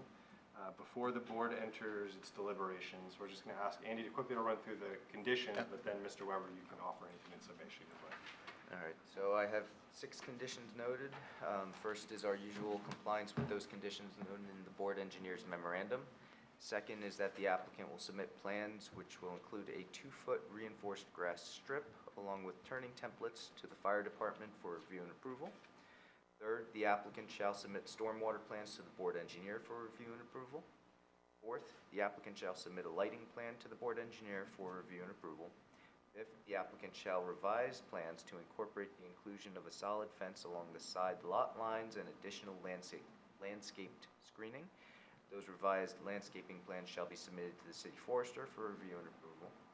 And the sixth and final condition is the board planner shall review the basement plan to ensure the basement is not considered a story above grade.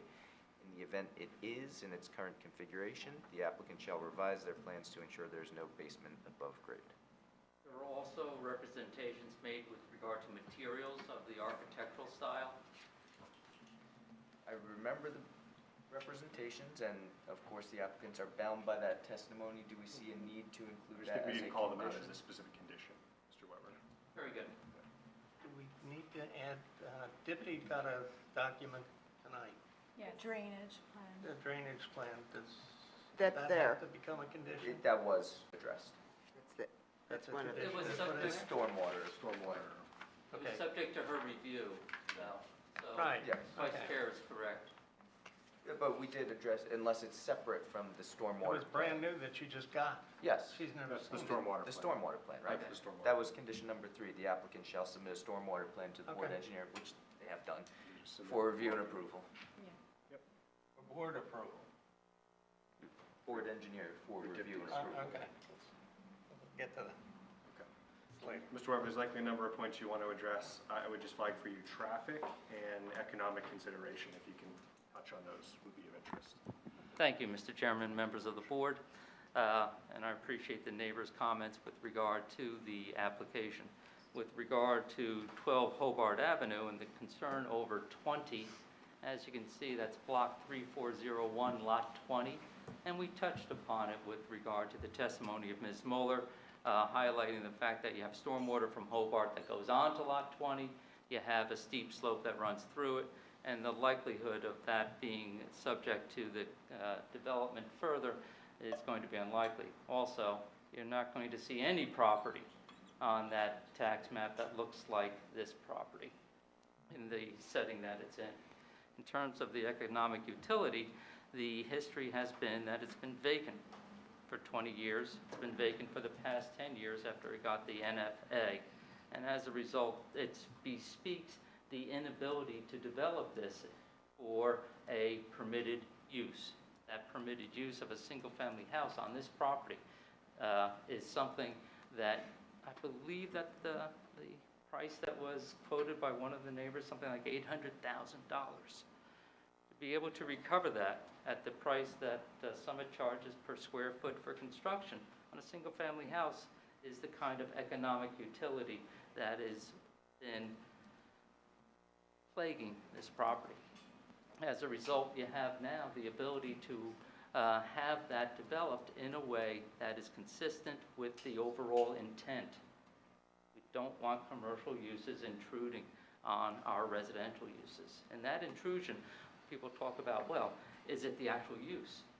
Commercial and industrial uses can have more of an intrusion. They can be up at night, they can have activity. When we looked at the photos, we see trucks parked back there, we see employees coming in, we see activity. That's the kind of intrusion that can occur into residential zones. So it's not just actually having it there, it's also the activity that's associated with it. With regard to the other question, Mr. Chairman, that you had besides traffic. With regard to traffic, the testimony of Ms. Mueller was that you're going to create 10 trips a day from each of these units. So you're talking, what is that, 40 trips a day? If that day is 12 hours a day, you're talking 8 to 8, what does that come to? 3 in and out? 4 in and out? That's 4 trips. We're not talking substantial amounts, and this is based on the testimony of the engineer as part of the RSIS. In terms of the intersection of Franklin and Hobart, that is something that the 5-mile-per-hour sign apparently was taken down and has been replaced. It's something that is of her concern to her as well. But with regard to the amount of traffic that's going to be created with regard to this, we're talking the 40 trips in and out, right? So 20 in, 20 out. And that is not the type of activity that's going to contribute in any meaningful way to what is described by the neighbors as a high-traffic street. So by their own observations, they recognize that this is not going to be a major contributor to this property and to this area. If it was, then when the city of Summit decided to permit the townhomes at the edge of Summit and Franklin, there's your guide. They permitted that and said, we don't think that this is going to be something that's going to intrude. In terms of that intersection, that is something that Ms. Ch has talked about. She's going to be, she is planning on living there.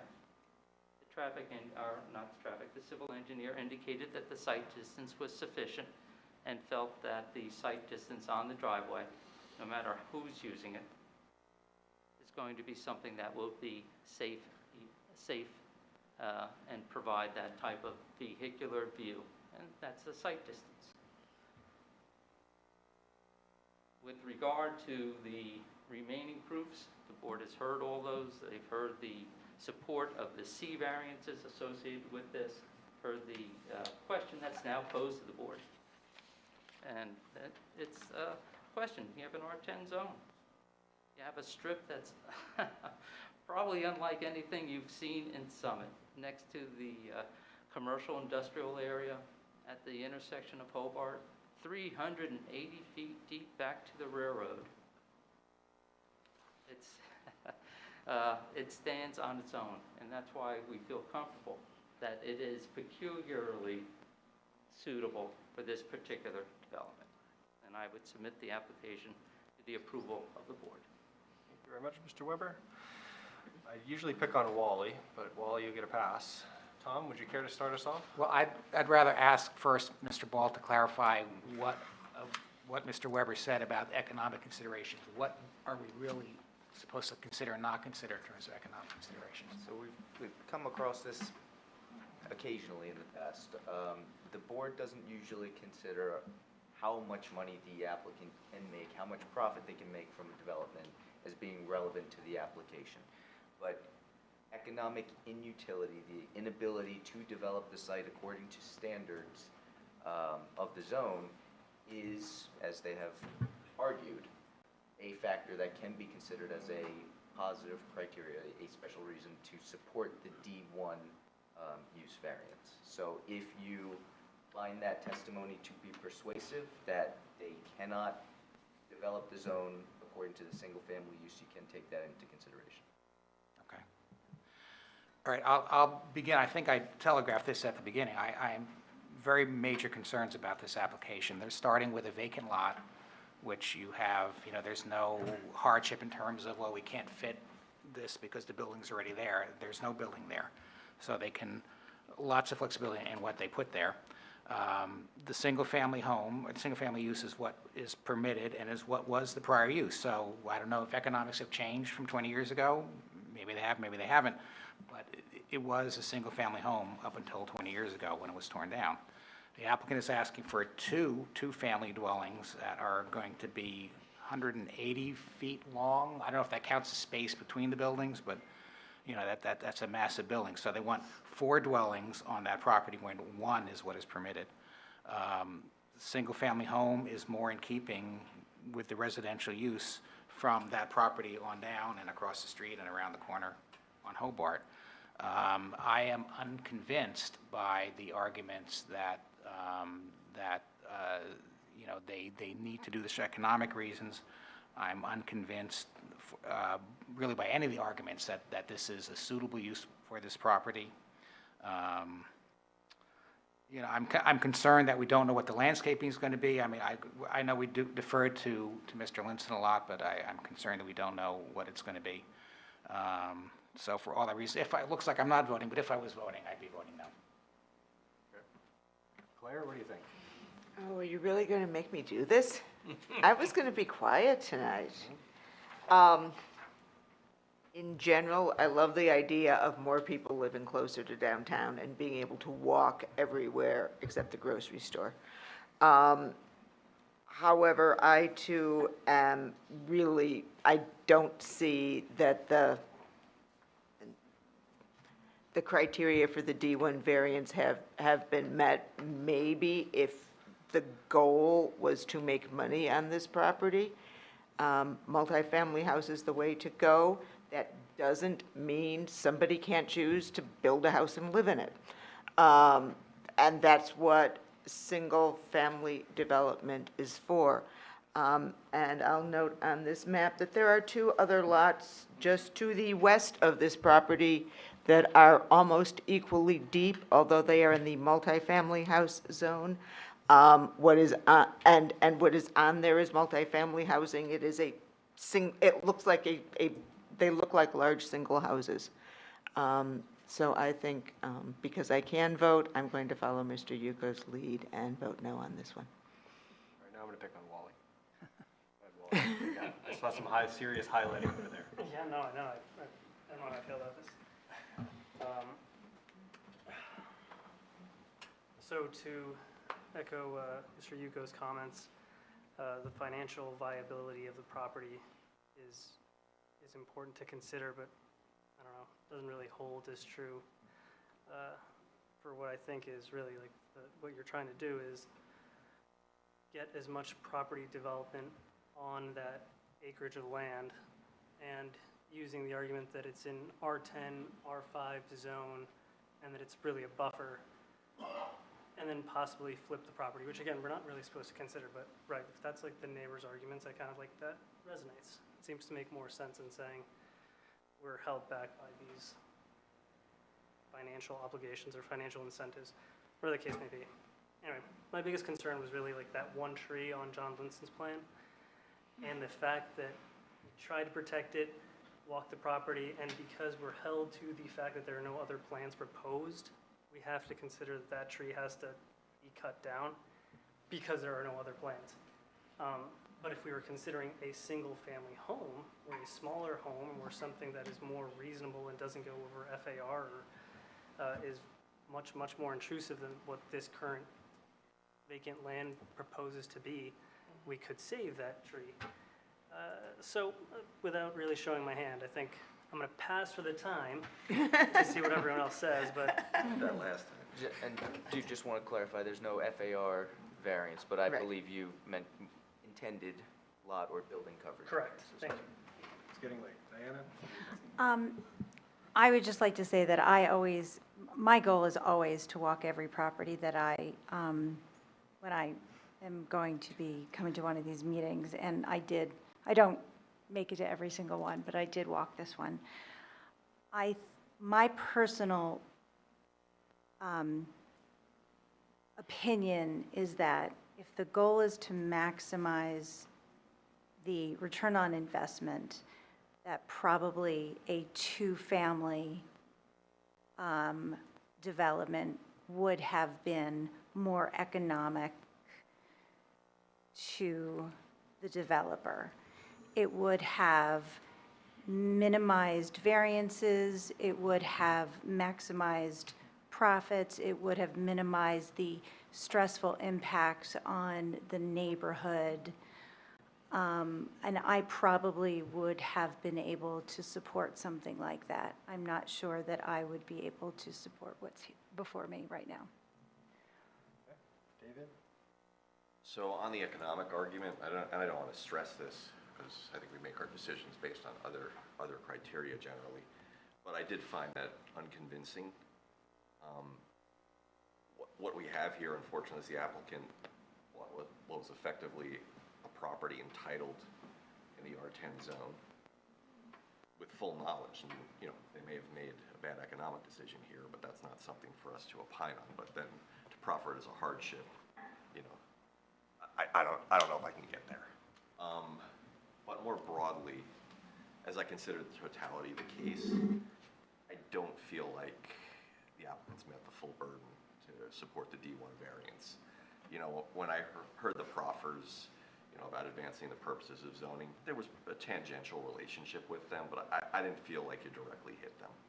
And that's why I'm not supportive. I also want to say, though, I don't think this case is a slam dunk either way. This is actually one of the most difficult ones that I've seen in the years I've been on the board. I appreciate the neighbors' objections here. I will say, in a number of cases, we often see objections to increased traffic on the streets.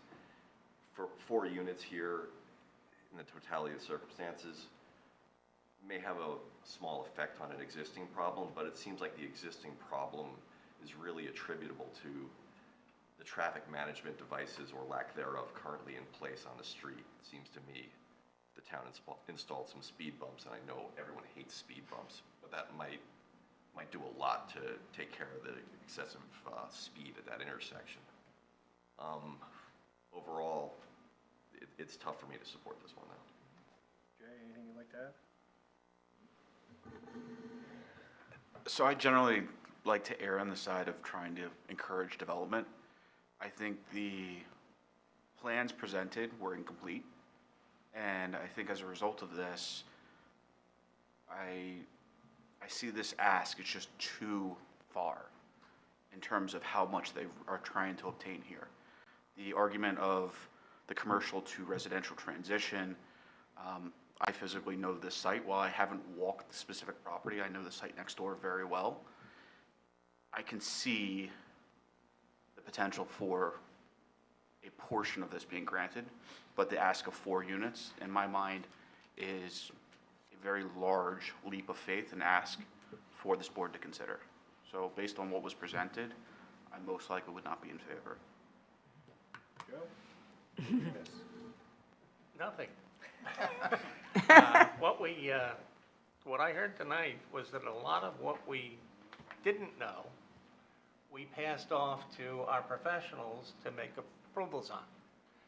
And those are the kinds of things that we should have known, like Ifty's report that she never got, the fire department clarification,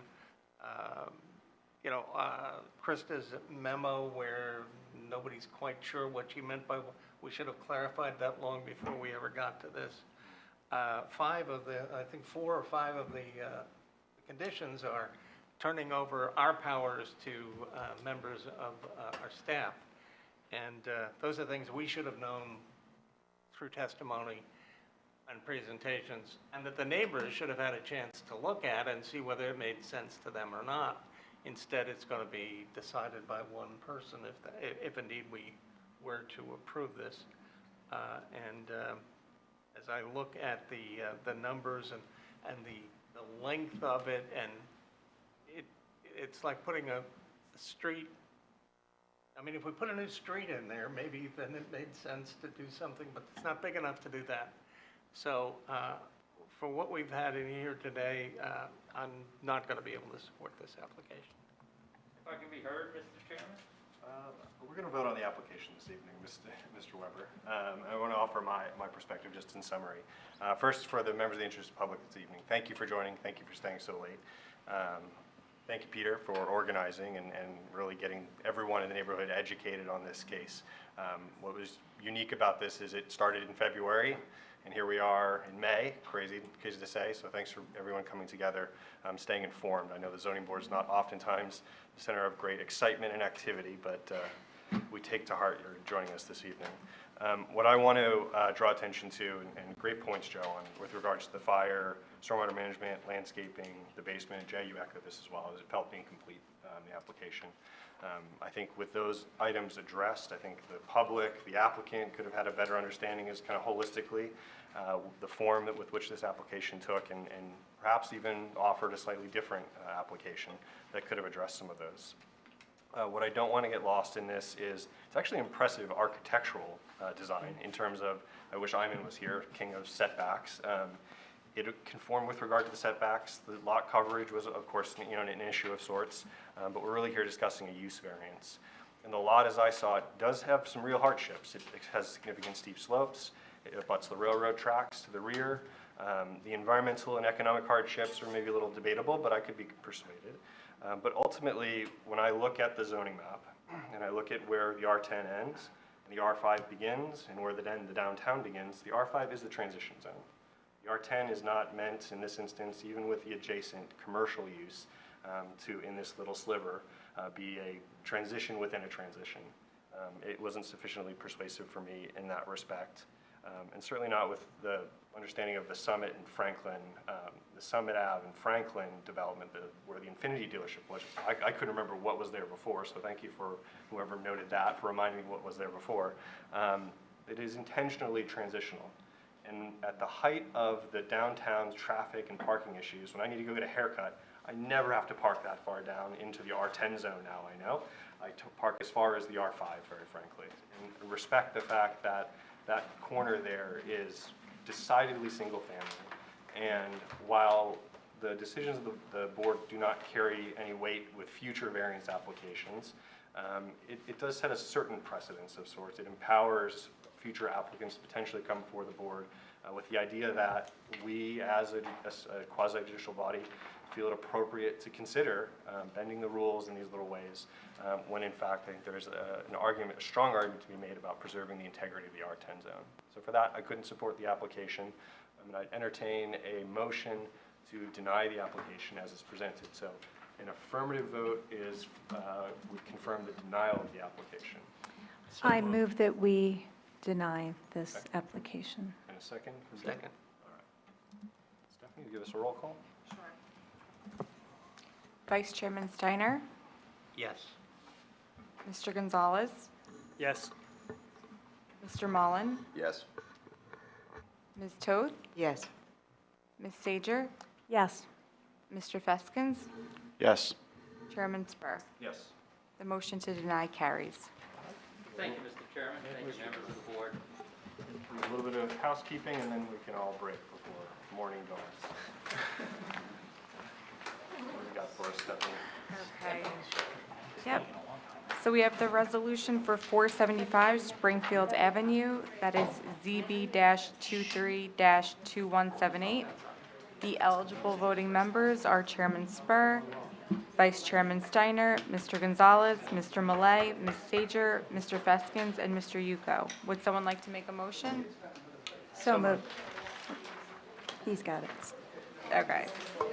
Whichever one she checks. I'm putting Steiner as the motion and Ms. Sager as the second. Chairman Spur, Yes. Vice Chairman Steiner, Yes. Mr. Gonzalez, Yes. Ms. Sager, Yes. Mr. Feskins, Yes. Mr. Yuko. Yes. The motion carries. So the next one we have are the minutes for April 3rd, 2023. April 17th? Or Wait, It says 17th. oops, sorry, 17th. Sorry, it's really late. Can I have a motion? Motion? So moved. Thank you. Second. Thank you. Okay, can I have a voice vote, please? Yes. Aye. Aye. Aye. Any opposed? Excellent. Okay. With that, we are adjourned to Monday, May 15th.